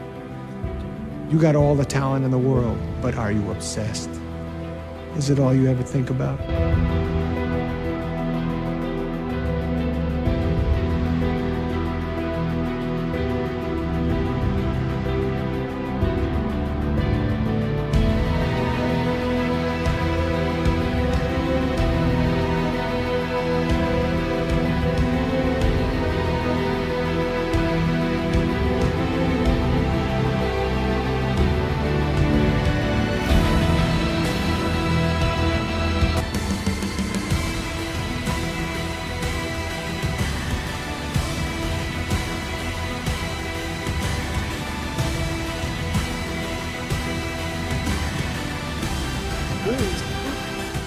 A little bit. I mean, there's so many people that I would like to ask a question. I thought about Miles Davis, but I ended up going with Muhammad Ali. Yes, he taught me how to play ferocious defense, but he also showed me that passion for sports could go hand in hand with devotion to God.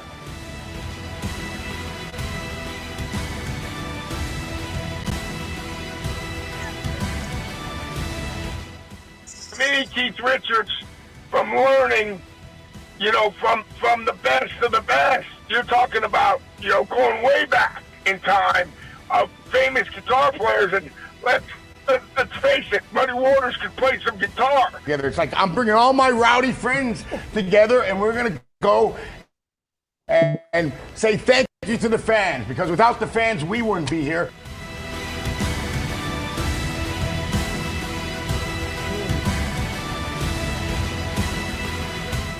Ultimately, a hypothetical situation requires that we make a choice. So if you take away choice, then you take away the essence of living. For the script, the director, all the actors, everything came together and everybody got along. There weren't any egos to push against or to fight against. It was all, it was a magic moment.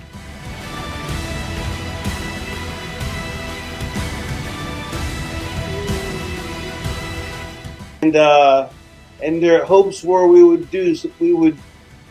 would transcend, like we did by going to the moon. We would transcend in human nature, in people being good to one another. You know how to tell a story, because what wrestlers are storytellers. Right. At its core, at its best, we're storytellers.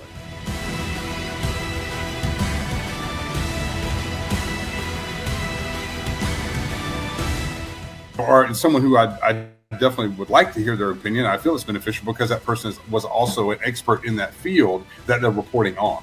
The world is going to be full of people that tell you what you can't do. You just got to let those people not rent space in your head, because they will if you let them.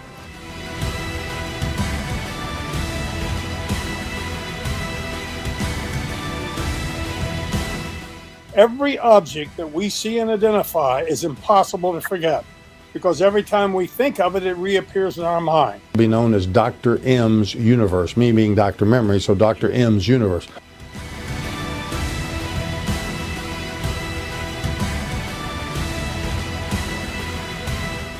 There's one guy that ever stood out in my mind that I really connect with. It was Dick Vermeil. He taught me how to be a pro. Compete every single day. Every single day you compete to be the very best you can be.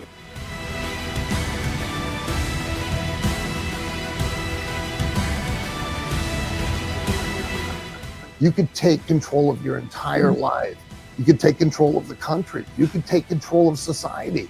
All of us could. Buddy Rogers was the first one to kind of start integrating that into his style of putting 2, 3, and 4, 5 moves together. So what you think is a high spot is not a high spot.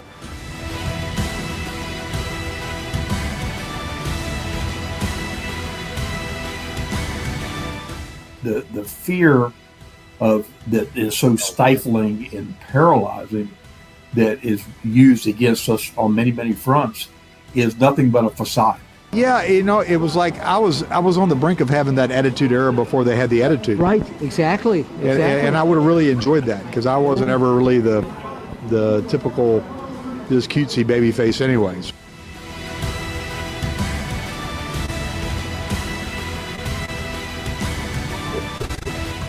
Remembering that we're stronger than we think, and just to find beauty around us, laughter and beauty, because it is literally everywhere, whether it's artwork or people and their emotions, their feelings, and just have, I think that's the main thing I've heard of. But there's so many other amazing skaters that I've been lucky enough to work with as well, that not necessarily have the same recognition, but are truly talented. Basically show me that there's a player of color, Afro-American, playing NHL hockey. And if you think that you're good enough, like this gentleman, that might have an opportunity to be an NHL hockey player. Gave up my share of home runs, but with good defense and offense, I was able to win some ball games. Is the awe of being around the Jackie Robinson. Then as a youngster, to listen to his words and to understand when he told you something, he wasn't talking to hear himself talk. He was trying to give you a foundation for the future. Family that understood when things weren't great, that supported, was there for you. You had to find something that you loved. And I'd forgotten to love myself. The game of hockey is easy to love. I love that without anything. But I miss the part about you have to love yourself. I think the parents have to let the kids play more than anything. I mean, you see some of the parents, they ride the kids, they're always hard on them, and they seem to think that it has to be 12 months a year, where it doesn't. I mean, I played baseball in the off season right up until Mr. Sather decided I probably shouldn't. So, well, that's what it's all about, what you have together as a unit and what you share and understand and have grown from and grown together and discovered together. After everybody's asking me, even publishers coming to me, you got to write a book. Yeah. My wife says, you got to write a book. And my wife is the boss. But never did I ever take Prince, because he was a great, skilled artist. It was music, a genius in his own right. But never would I ever have taken him as one of the greatest guitar players on earth until he played that riff for George Harrison. By winning the titles, working for that company at a WrestleMania, there was nothing better that you can do in your life. I mean, it set us to a whole different level. It's the guy who's willing to die who's gonna win that itch. And I know if I'm gonna have any life anymore, you gotta look at the guy next to you. Look into his eyes. Now I think you're gonna see a guy who will go that inch with you. You know what? Maybe one of the world's problems will get solved by listening to this show. Love, I'm gonna win this whole thing. Watch. I know you are, Tom. I know you are.